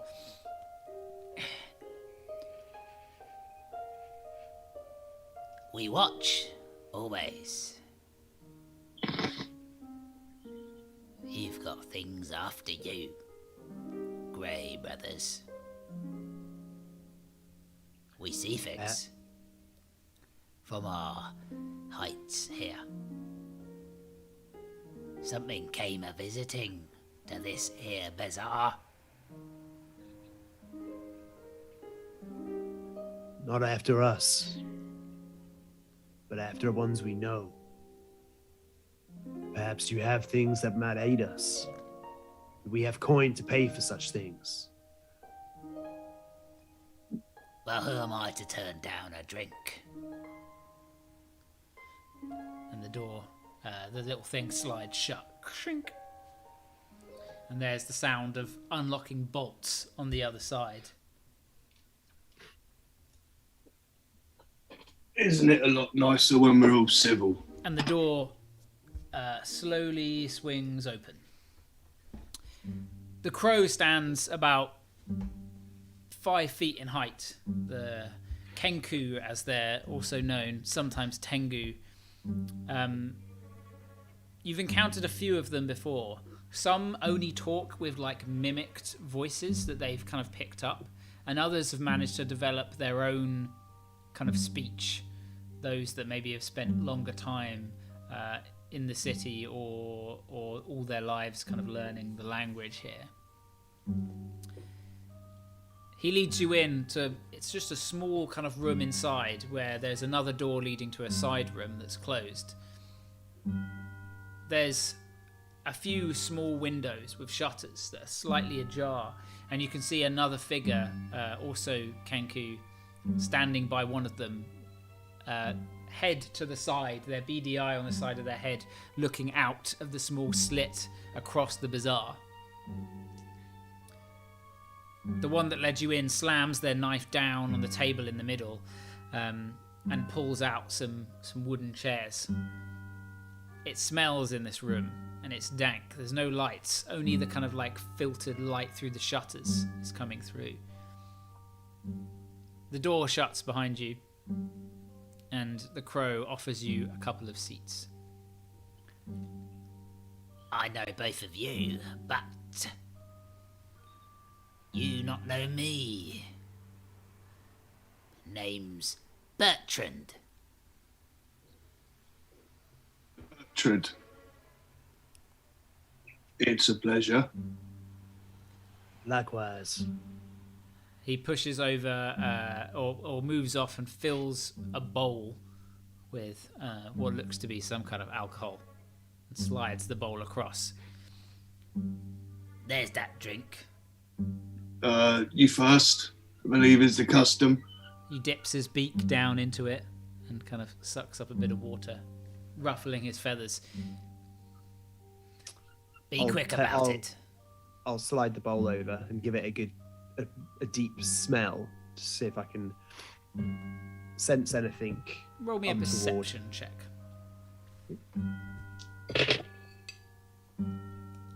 29. It's just mead. With a 29, it's just mead. There's no poison in here, and you recall from your memories recently gained that it's a classic and also age-old rule that Dutch knows, where if you ask for a drink, the kind of other has to abide by it, even if it's only for a short time. Okay, I take a tentative drink and slide the bowl to Dutch. So the reason we're here, I take a sip, is because, and I pass it back over, your organisation is in possession of some enchanted items, magical processes or objects that we need.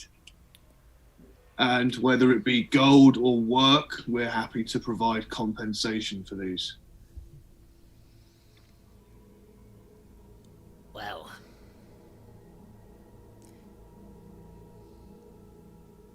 as member of Crows, I cannot possibly speak for all, but I know what you seek.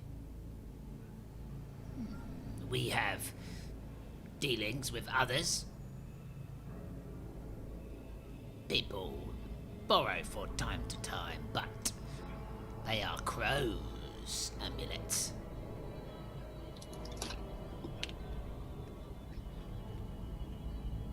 You have lost trust, Brothers Grey. You have left. What say you not leave again with crows' amulets?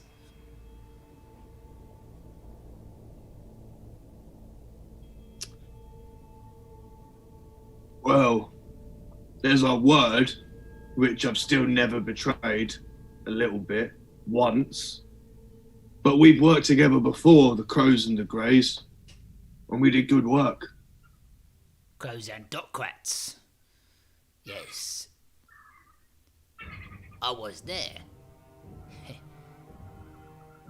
The raid on that house. Crows died, if I remember. Good for you. It was dangerous. Was profitable also.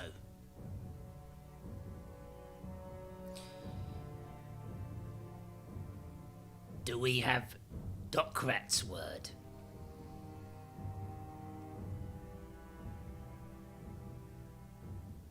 I can speak to Randala, get a letter sent. Good. You may So borrow. what? We have lending fee. How much? How long?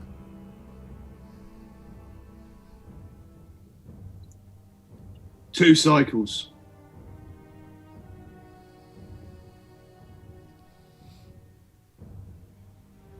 £100 per cycle.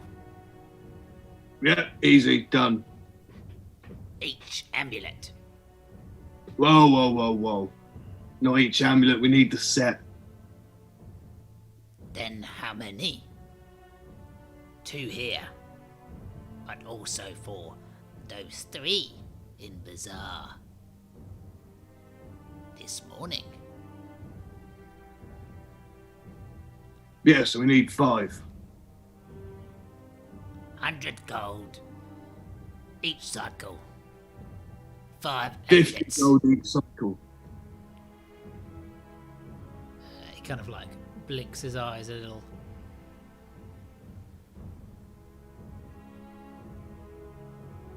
Roll me a persuasion check.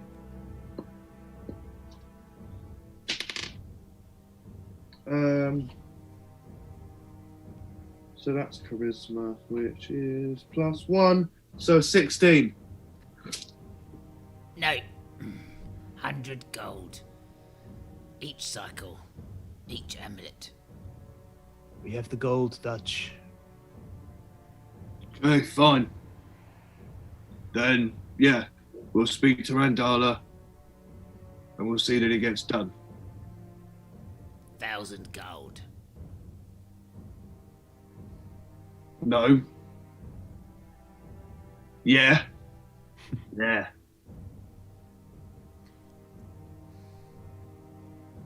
Send letter. Send gold.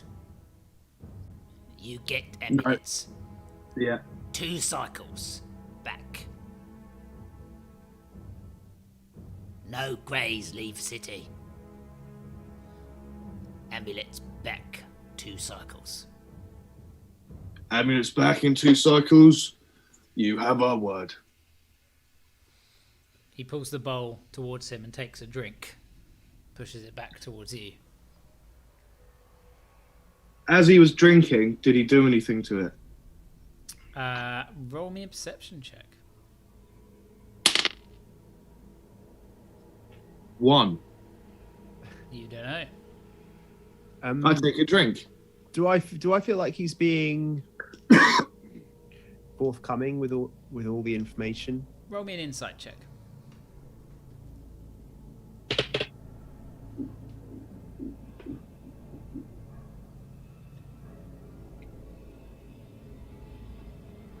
A unnatural 20.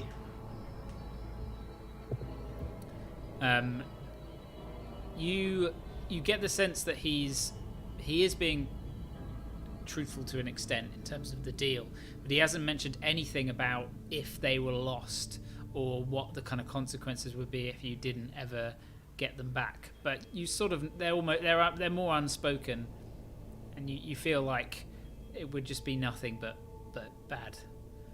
Apologies if I missed it, but did he say how we get the gold to him? Do we just pay up front now? He said, "Send the letter, send the gold." That's what he said. Yeah. Send gold in the letter. Yeah.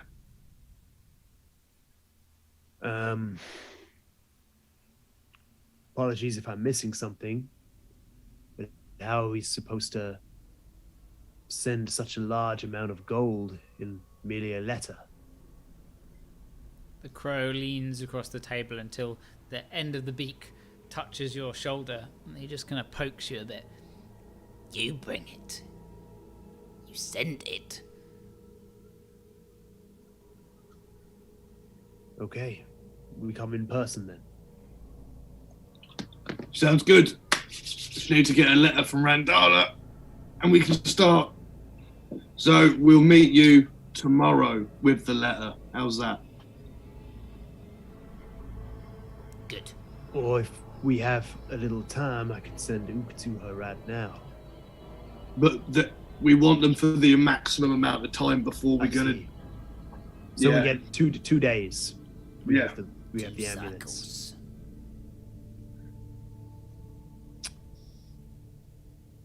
Tomorrow, then. The chair abruptly makes a noise as the crow stands up. But be warned. You dangerous close. Things that follow. Things that fly without wings. You not bring them here again. No. No. You have our word, Bertrand. Word good. But word not just good enough.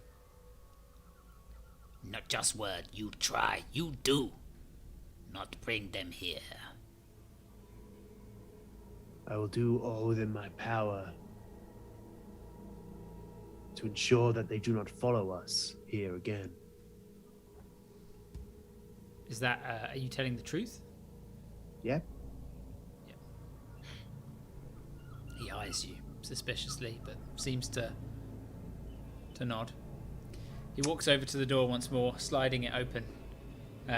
He looks to the other crow, and the other crow kind of nods towards him, and he opens the door, kind of ushering you out. Okay. 2 days. Is that going to be long enough to do what we need? Well, that's a day of recce with them reconnaissance beforehand, and then a day of doing it. It's a full cycle we have. So less time than I wanted. I thought we might have a few more days at least. Tashi, how long did we have until we needed to... You have. Yeah, I thought think it we was did decide. 4. We did decide actually that we needed to... You had 5 days. You have 5 days, according to Eldama's note. This day is our first day. This or day is the second first day, which is nearly done. Okay.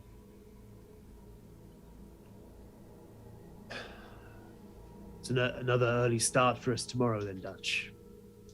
Yeah. Well, So would we get we'd get it in that morning, would then have it for another day, and then we'd return them the same time of the morning? Yep. Okay. we'd have them for 2 months. Though. Yep. That's how much you're paying. So you're heading back to the group. Mm-hmm. Roll me both stealth checks on your way back, please. Okay.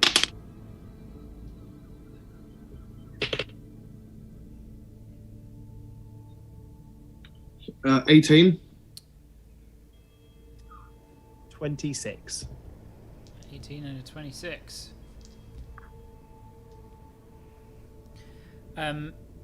Takes you a better part of an hour to return, and at this point the sun is beginning to get low in the sky, and the rain is still beating down on the streets. The various denizens of the city rush about as the lights begin to be illuminated. The lamps, the gas lights of the or the oil lamps of the Andriont as it begins to glow in its own kind of central island. But eventually you make it back to the Dockrat's hideout. In this time, Richter, you've transcribed the book, and Gannon has taught you some things, but you still probably need a little bit longer with him to fully get to grips with the kind of technique that he's trying to teach you. But you can maybe persuade him to teach you a bit later into the night. If you roll me a persuasion check, Ruthus. am I still going to be able to have a long rest? Yeah. That's the It's case. about like 7 o'clock, 6, 7. So if you just went a bit later, you feel like a couple hours of him showing you isn't quite enough to fully get to grips with this technique that he's trying to show you. Yeah. Okay, there you go. A 26. Oh, He nods and agrees, but he wants a little bit more gold. Sure. Yeah. Give him some gold. Mark off another 5 gold then.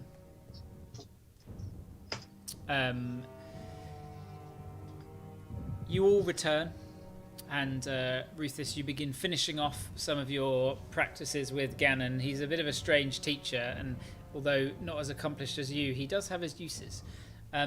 You can gain a small feature where once a combat, so once every combat, when you hit a creature with an attack that deals slashing or piercing damage, Oh, fuck yeah. you can reduce the speed of that target by 10 feet until the start of your next turn. acupuncture? I hardly even know her. Sweet. Amazing. Okay. I've been watching loads of RuPaul, so that level of joke is brilliant. Yeah.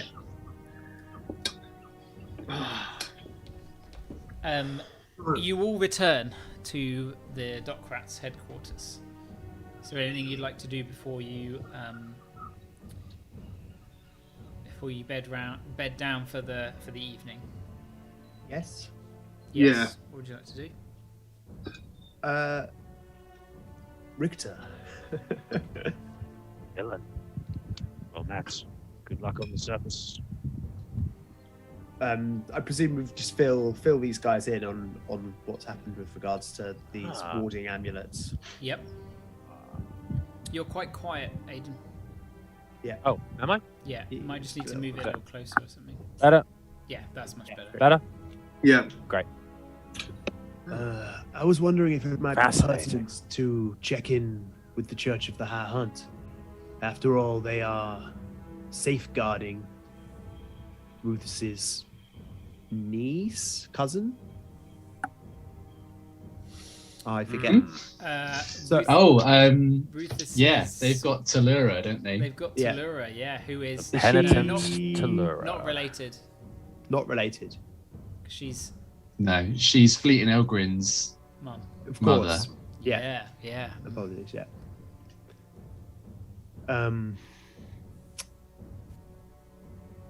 And of course, Blackwood is back amongst the church. True. I cannot bring myself completely to trust her as of yet.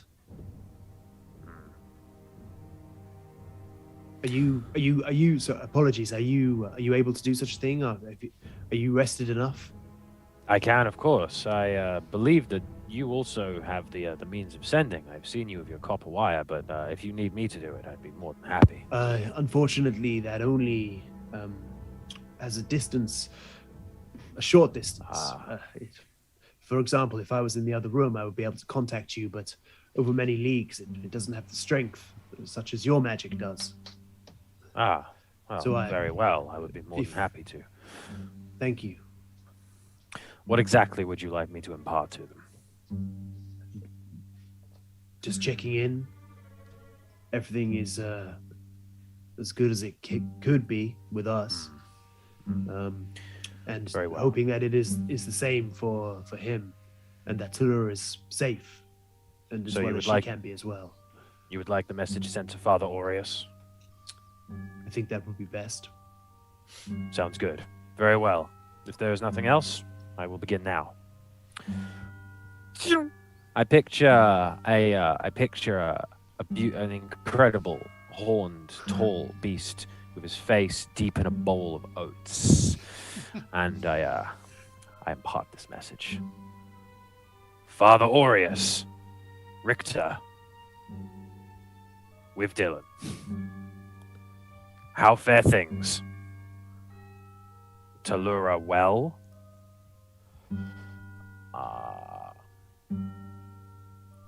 Things all right with Blackwood. In Xanthar. Hopefully back soon. Let us know anything of import.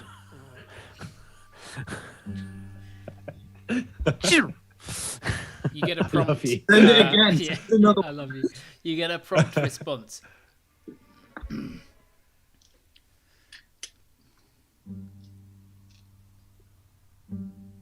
Good here.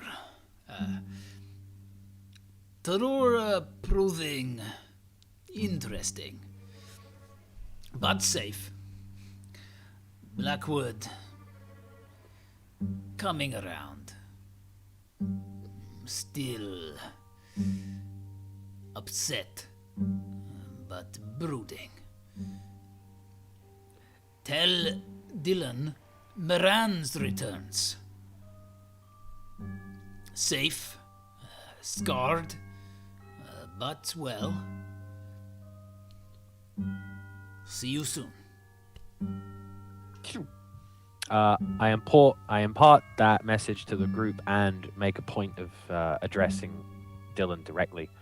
Tell him that Barans has returned. Reds. I just give Richter a hug. You might not know why, but I'm suddenly filled with a little spark of joy. Thank you. After a moment, I also return the hug. Anytime, Dylan.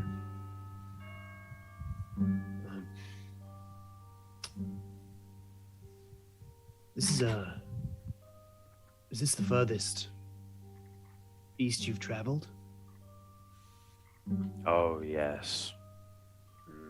Before this, I barely left the Varamark before I met you fine people. I had never once thought that I would delve this deep into the continent.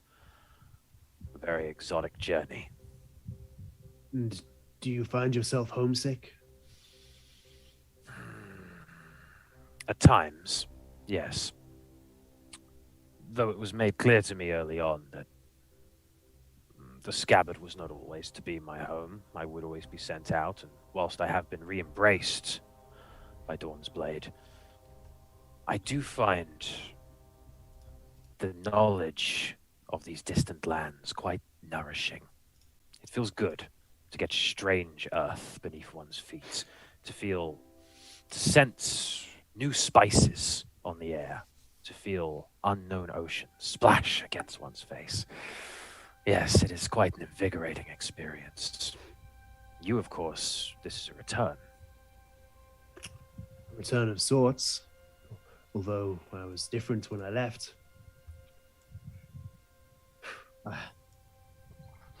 You have a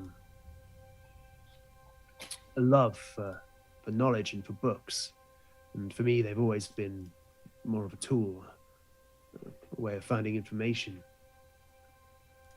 But you are much like me in Dutch. Thinking of your back to the Varamark is why I asked. Your situation much the same as ours. That's different. We ended up in the employ of, well, a criminal gang, and you were taken in by an order of paladins. But essentially... Yes, but a knight and a criminal when there's a sword in your face. What's the difference? know, when I left here, from what I can remember, I was angry that I'd been forced into such a life, but I realize now that they taught me more. They taught me how to survive, much in the same way that I'm sure your order did. And I do not think that there's too much difference between Randala and the ones that taught you. I think she means well. Whilst as a paladin, I am forced to acknowledge that it is a company of thieves. I do sense honor amongst these people. They would not snatch the last baubles from a crying child. There is a sense of what is good and righteous here. And in a town that appears to be held up by pure corruption, sometimes the light might dwell within the shadows, and sometimes the greatest darkness might inhabit the tallest citadels. Sorry, I couldn't remember that word. And then, like, as he's talking, I'm just going to elbow Rufus in the ribs and be like, I love it when he talks like this. I take it we're all, like, in the same room as you've been having this conversation. Maybe having some dinner. It was only that I was worried that, well, this is a strange place for you, no doubt. But I hope that, much like Rufus has this evening, it can be a home as well. I do feel welcome here. And whilst it is a strange place, and whilst I would not feel comfortable sending a number of other members of Dawn's Blade here, I would not want Siegfried stalking these halls. As a paladin of redemption, yes, as a paladin of redemption, it is my duty to look for the good in even the most rotten of apples, and I have found the most glorious seeds of honor here. I only exclaim your sister's name because I wonder how she is doing. She left Zungmiri to travel back to Dawn's Blade, but how many days ago was this? She seemed very capable. Do you not worry? Oh, there are many things I worry about in this world, Dylan. There are many things. Where will the next meal come from? Will the next town over be pillaged by bandits or hobgoblins? But there is one thing I have never really had to worry about, and that is that Siegfried will make her own way.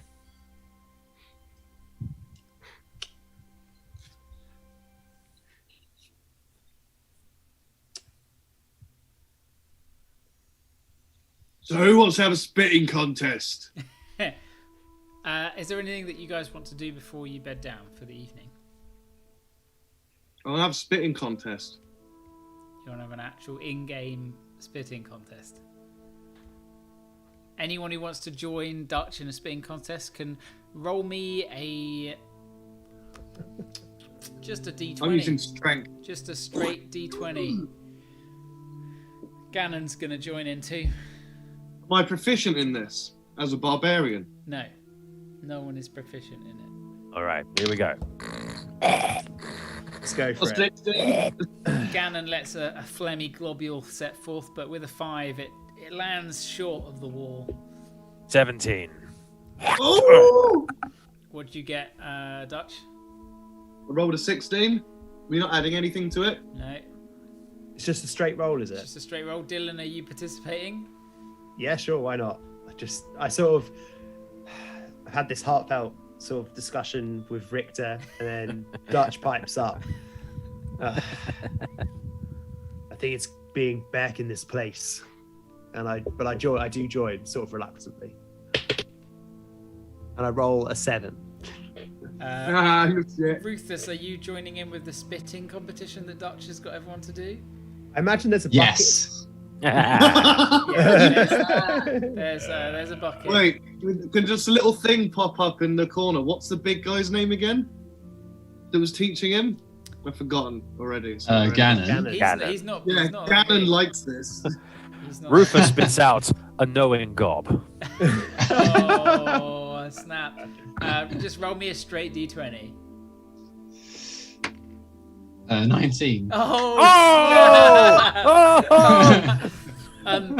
Dutch's hits the bucket, but the rim with a kind of pang. Richter sets one out. It goes in kind of an arcing dive and does make its mark into the bucket. Dylan kind of like spits his and it hits the floor further than Gannon's. Gannon's is like it just kind of goes dribbles out. He goes. It like catches his beard, his mutton chop slightly, and then like sprays off. Rufus gets full spittoon action.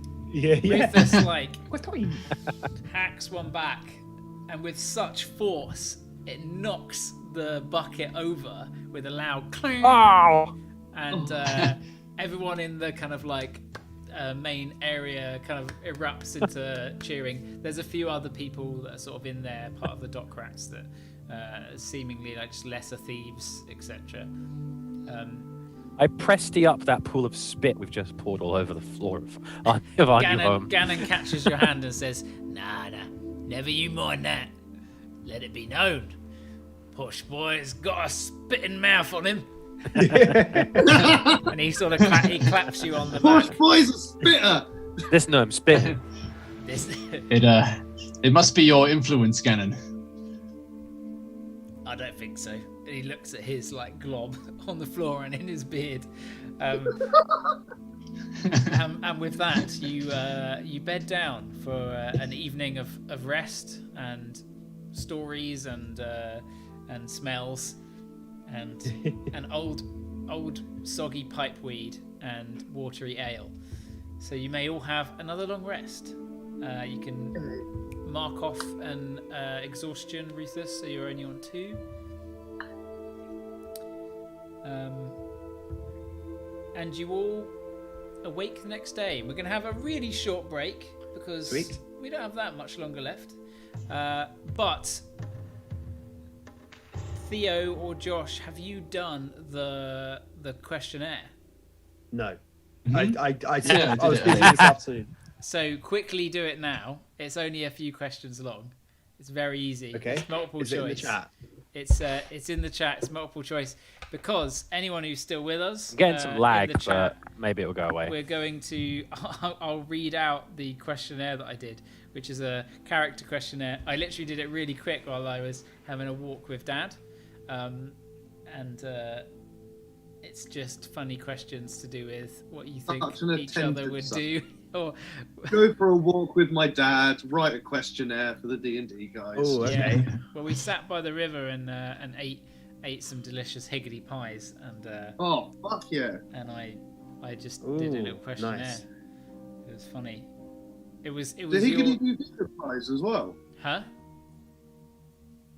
Do Higgity do vegan pies? Yeah, they do a mushroom one that's vegan. It's really nice.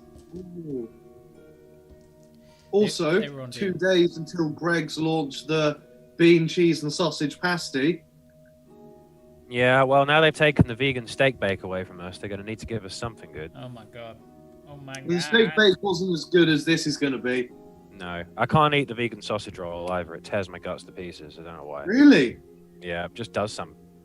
Oh, I love them. You know, if I eat one of those, I need like 4 Rennies if I have one of those. It just rips me up. That's fucked. That's so. Right, let's have a look.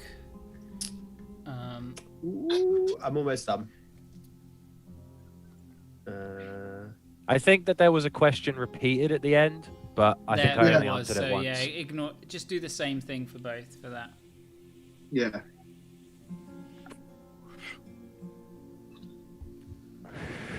I've gone really cold. The answers are pretty interesting. It's quite funny. Oh, some of them are really tricky. Yeah. I have to get Rupert to do it at some point when he's back. Are you gonna read? What are you gonna read through them in a second? Yeah. It doesn't tell me who put what. It just tells me what the what who. It just tells me what was put, which is quite funny.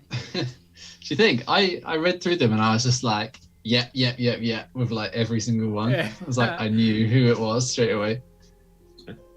Did people vote for themselves in any? Yeah.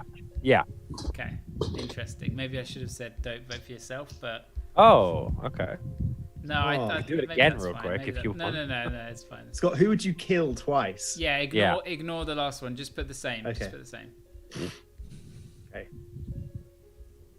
Okay, here we go. Okay, so the first question is who out of the Gypsies is most likely to die next? Now, this isn't clear cut. we have multiple answers. We have so out of 4 responses, 1 response is for Dutch, 1 response is for Zook, and 2 responses are for Richter. Yeah. It's just pattern recognition. That's all that is.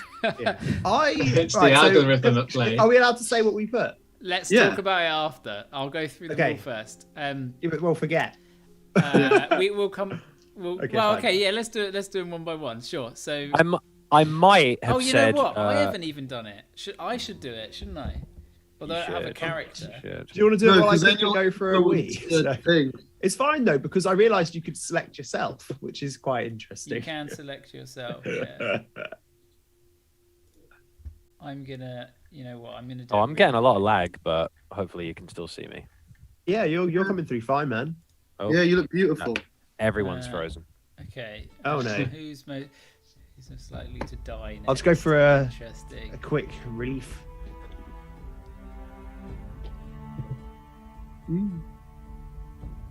What's he doing? Where we going? Who, Theo? Yeah, boy. He's going for a wee-wee. I've spent all day getting Elder Scrolls Online to work on my Mac Mini so that I can have an Elder Scrolls rig at work so that I can farm ore on my lunch break. I'm a pathetic human being. It sounds like you don't do a lot of work while you're at work. Oh no, I do, but like if we want to go like paddle boarding or whatever on lunch, we get in early so we have a longer lunch break. So like I do my work, we just maximize fuck around potential. Like Yeah. That's cool. I wish I could do that so bad. Yeah. Like we had to have an office meeting, which was a workshop meeting. So we decided to race mini BMXs around the workshop, which got really dangerous really quick. We had the meeting. What needed to get discussed got discussed. We just did it while riding into each other on mini bikes. That's amazing. That's great. I love that. Yeah, mini bike races were sick. Who That was would in the old you kill? workshop. Who would you kill? It's pretty savage. For me.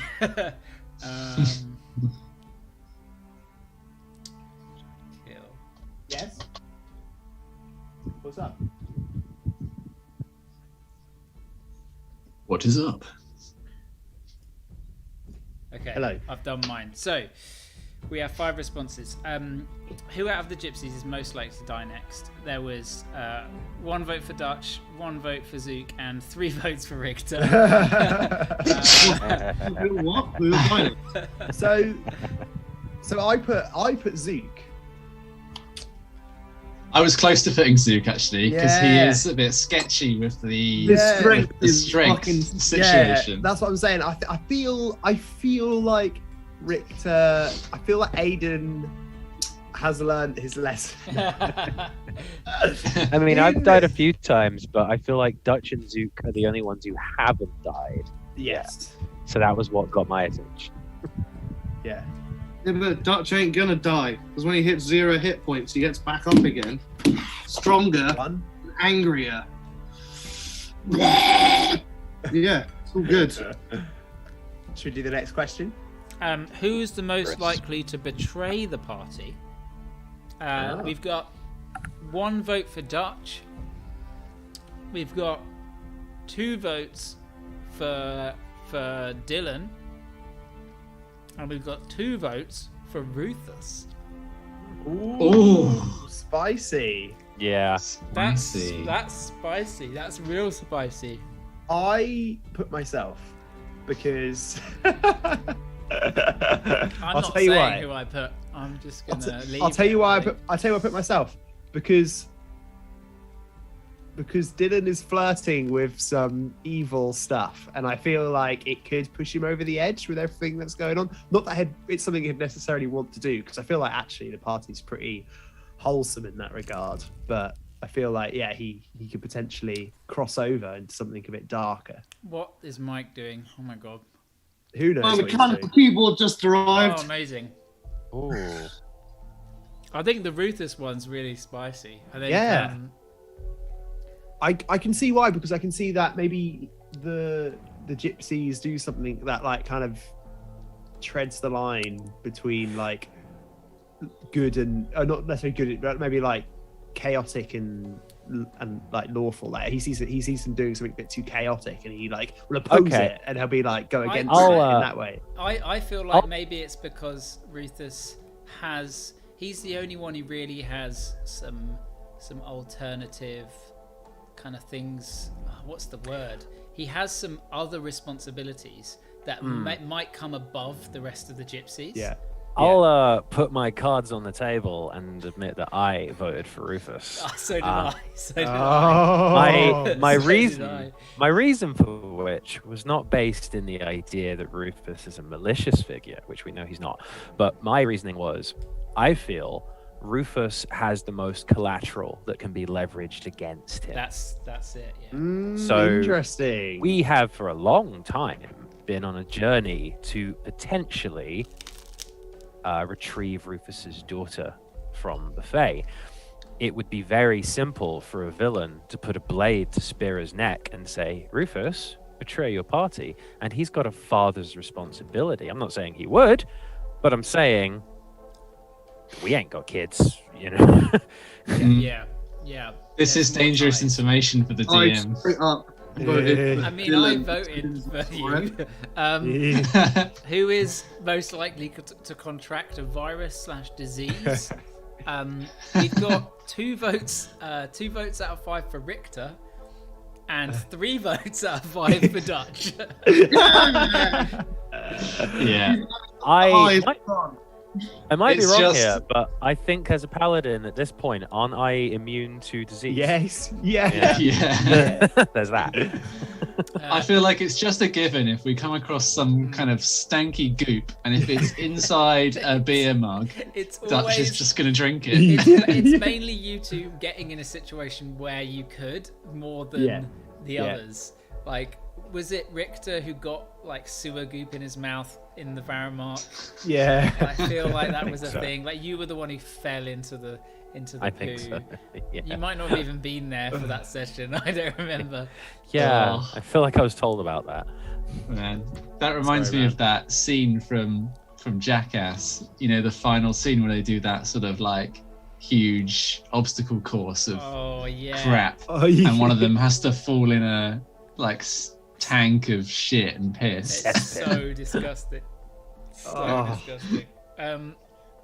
Who's most likely to have a kid/family next? We had 1 vote for Rufus, 1 vote for Dylan, and 2 votes for Richter. Majority Richter, and someone didn't vote. I think Mike didn't vote on that one. I remember you Couldn't saying decide that who you it was, didn't. You I couldn't just decide vote. on one. It's an interesting one. I think I voted Dutch for that one. There is no Nice. Dutch on that one. He doesn't get. He just No. really. There's no option for him. No, I don't he's know who I there, voted but no for one's voted for him. Oh, okay. I don't know who I voted for. Who's most likely to live to a ripe old age and die peacefully? There's 1 vote for Dutch, and Yeah. the rest are all Zook. But also, It just 2 people fits. voted for him likely to die, or 1 person? No, just me. Okay, because I obviously voted for Dutch. Wait, there we you go. voted Yeah. for Dutch? I voted for Dutch. I feel like he's sort of going to be like the wizened old orc who people go to see. He's like What, a like shaman. Kodak? Yeah, he's basically Yeah. spent his whole I've won a career. Kobold Brow. He spent his whole Yeah. career trying to retired. die, and that's Yeah. why he won't. Yeah, exactly. Yeah. The yeah. He interesting chases thing of, danger too much to die. The interesting of that is actually Dutch won't live that long, No. and so he more likely yeah. to die of a Yeah, ripe old age. yeah. Zook, when he Oh. gets to level like 18, he becomes like almost immortal, and he lives for like 5 times his age. And because he's a gnome, he's basically going to live for 1,000 years. So the likelihood of Zook More than that. reaching his ripe old age is pretty fucking low. is long. Yeah, it's called like Timeless Body. Look, I can't remember the exact thing. Meta, just off the top of anyone's head, which race has the longest average lifespan? Elf. Really? Just elf? I think so, yeah. Okay, but it's not like Lord of the Rings immortality, is it? It's just like No, hundreds and hundreds. It's hundreds of years. Gnomes Right. are slightly like less. 2,500, 350 to almost 500 years. Yeah. It's a lot of Pretty years. Yeah, but Zook, like, he can, once he decides to call it a day with the adventuring, he can just live out the rest of his life as the wind. He just goes around giving people wind for the rest of his years. I just assume he'll turn into Miyazaki when he gets old. He'll just be this grumpy old man looking after gardens and wishing that society would collapse so we could go back to the fields. Making amazing cartoons. Yeah, and like smoking himself into a grave. Just smoking, trying to die, and it's not working. Yeah. No, that's depressing. Who's most likely to help a child in need? We have 1 vote for Ruthus. We have 2 votes for Richter and 2 votes for Dutch. Dylan and Zook didn't even get a say on that one. Who's the most trustworthy has a unanimous Zook. Everyone puts Zook. All 5. It's I was like tempted to go for completely Rufus one because he colour. can't lie, but yeah. I thought that too, but somehow Zook is the most Yeah. trustworthy. Zook's a fucking saint. Such a babe. Who's the most honourable? We have a pretty even split. It's 40% Ruthus, 60% Richter, slightly favouring the Richter. Thank you. Who is the biggest liability? Is 40% Dutch, 60% Richter. So What? No way. Richter, 3 people voted Richter, 2 people voted Dutch. My honor, it makes me a liability. Yeah. I think maybe that's more like Aiden being a liability to his own character. Yeah. Yeah, there's a bit of meta. Oh, I'm down. Meta sort of. And also, who's Wait, you mean I could double my health? yeah, who's most likely to fuck up? We have the opposite, the exact opposite. So 40% for Richter, 60% for Dutch. I Sorry, guys. voted for myself on this one because Fair it enough. seems the less effort I put into the RP and just roll a dice, the better I do. And the No, more that's RP dodgy. before I roll, it's a 1. If I do like a force feel and you're like, yeah, don't fuck it up, 1. Or if I'm like, yeah, fuck it, I'll punch him in the head, natural 20! Oh, fuck. Who's the most attractive? We have 40%, 60% split. 40% is Ruthus. Ooh. And Oh. 60% is Dutch. Yeah. Oh, Dutch. I voted 60% Dutch. I voted Dutch, yeah. Really? Painted Yay. Everyone He's wants- rugged. He's a rugged. buff, rugged orc. I think he's a handsome dude. Also, your character was literally in, like, when you came up with your character, you literally were thinking of a Tom Hardy character. Yeah, Weren't Tom you? Hardy and Arnie together. I Yeah, think so- this sounds pretty racist towards gnomes, but if Ruthus was human Ruthus, I probably would have voted for Yeah. Ruthus. It's different. I really Yeah. did It's think different. Rufus. Human Yeah, I know Ruthus what you was mean. was a hunky. So Tashi, Oh. what you're Silver saying fox. is you like Yeah, a man. absolutely, yeah. Like, I've got the male gaze. The male gaze is like buff dudes are attractive. There's something a little Okay. bit forbidden about the idea of making love with a gnome. They're- It feels just a little bit wrong. Like it shouldn't be allowed. Oh dear. Does Rufus Too feel less small. sex? Does he Too feel small. less like kind of he wants to get jiggy with it now he's a gnome? Does he feel more wholesome? I don't think Rufus's sex drive was all that there. Oh, he's going to anyway. feel some wholesome. I think it probably was in his younger days, but I feel like he's like, no, I must focus my efforts on the blade, and Yeah. Rufus is like a no-nut believer. Like he's like I'm gonna reabsorb Chastity this. all the way. I'm gonna But saying reabsorb that- this energy into my body and fuel it into my sword Rufus fight. is also the only person amongst us who has physical proof that he has fucked. no, Dutch. Dutch, No. Dutch did Well- have sex in game, which Yeah. we rolled a Yeah. performance check Oh, for yeah. him. That was And he rolled terrible. poorly. Terrible idea. It's like And Was he, it like pumps. 3 or 4 pumps? he rolled a 2, and so we 5. said it was like 2 pumps, and the maiden He was out. was done with him. And then stole his money. He shamed himself. Oh yeah, and she stole all your money. Good on her. This is classic early game. Yeah, antics, that's like yeah. early days D&D. Who's the most broody/pensive in brackets serious? I just was like all those things. It's split actually quite a bit. We've got 1 for Rufus. We've got 2 for Dylan, and we've got 2 for Richter. For a gothy group. I think you Yeah. have your moments where Richter will stare off into the sunset and have his his moment. Rufus does his knowing nods, and I think Dylan is just quite a But he's kind broody of goofy character. as well. He's Yeah, kind of goofy. You all have your He's goofy like, moments. yeah. Who's I mean, I would watch a version of The Crow starring Dylan. yeah? It just works. Who's the biggest liar? We've got. I thought this would be more unanimous, but it's not. We've got 1 for Dylan, 2 for Dutch, and 2 for I Richter. voted for Dutch. You voted for yourself. How many of them Yeah. did you vote for yourself? I voted for myself as well. Yeah. On this one, I did. Because I'm always Oh, trying. you- I'm always you all lying. to voted for people yourself on NPCs. this one, Yeah. I didn't. except for Rufus. Yeah, yeah. and me. I can't couldn't. lie. Yeah, I just sort of thought that I not necessarily I'd lie to the group, but Dylan would lie to. He's like he's always trying to deceive people. Like that's his go-to instead of persuading is deceit because Yep. he's more comfortable with it. Yeah. This is what we grew up doing. Like we lied to people. so Criminal.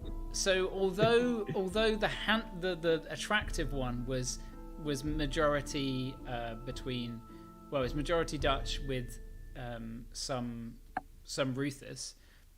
The who would you snog?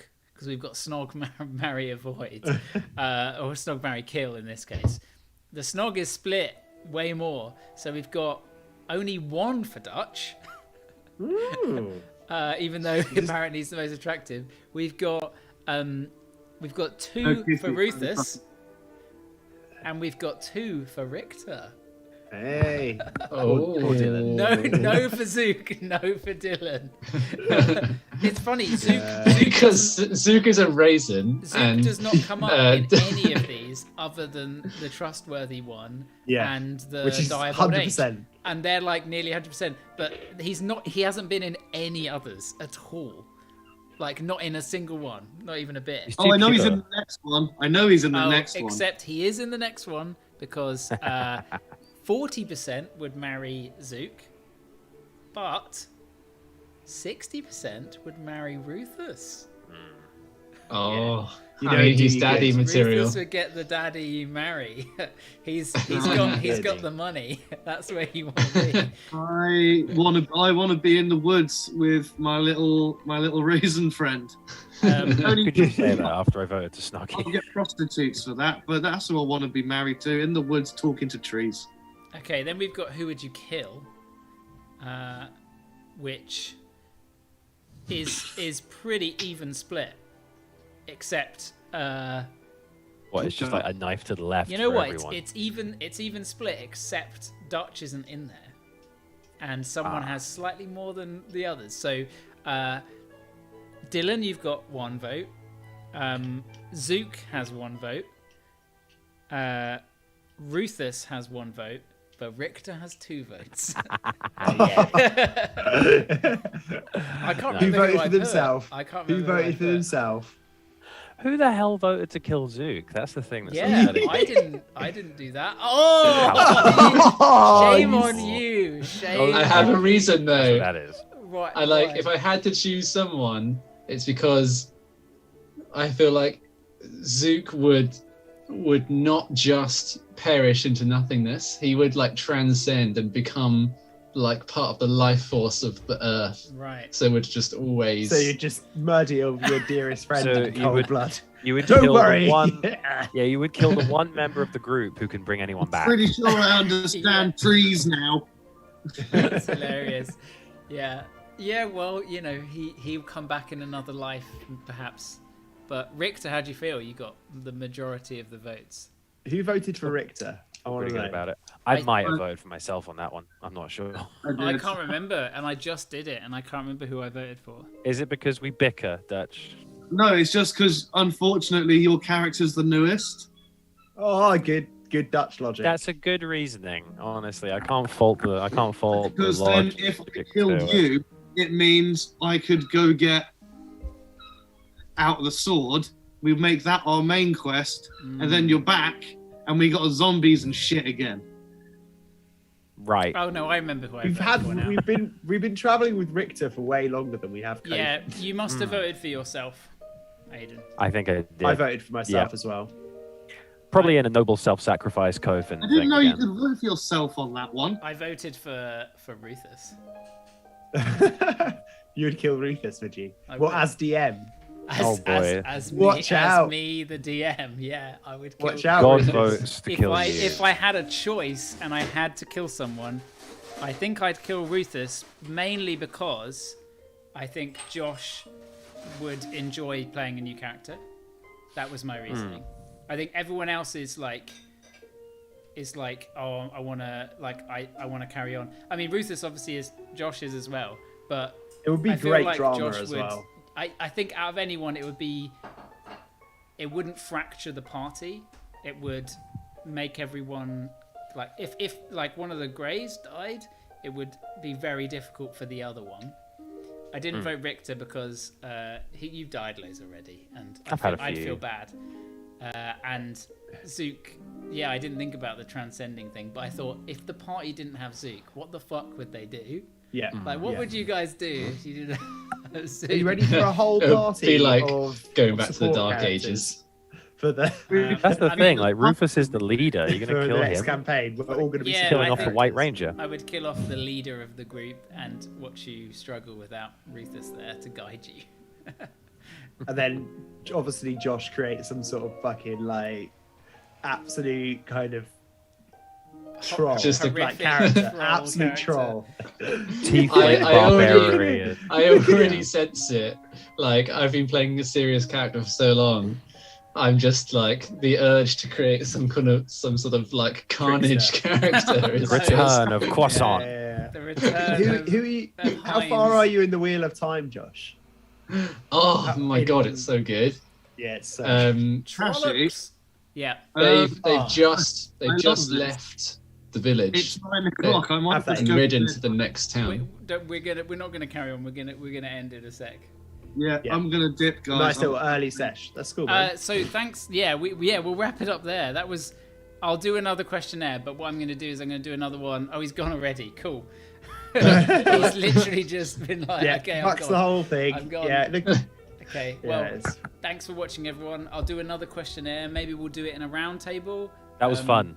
Because it was really fun. I'm going to do one with like NPCs and maybe with some writing, so not just Nice, multiple yeah. choice. we'll boot and- those back up next week, I some think, the variant. round I table like that. stuff. Thanks for watching, everyone. And don't forget Indeed. to join us next time for the exciting installment of The Journeyman Questers. We love you if you've been watching us, which I think we've had a bit of a Come on. low view account. But Peace that's out. fine. Peace out. Peace out. Peace out. Peace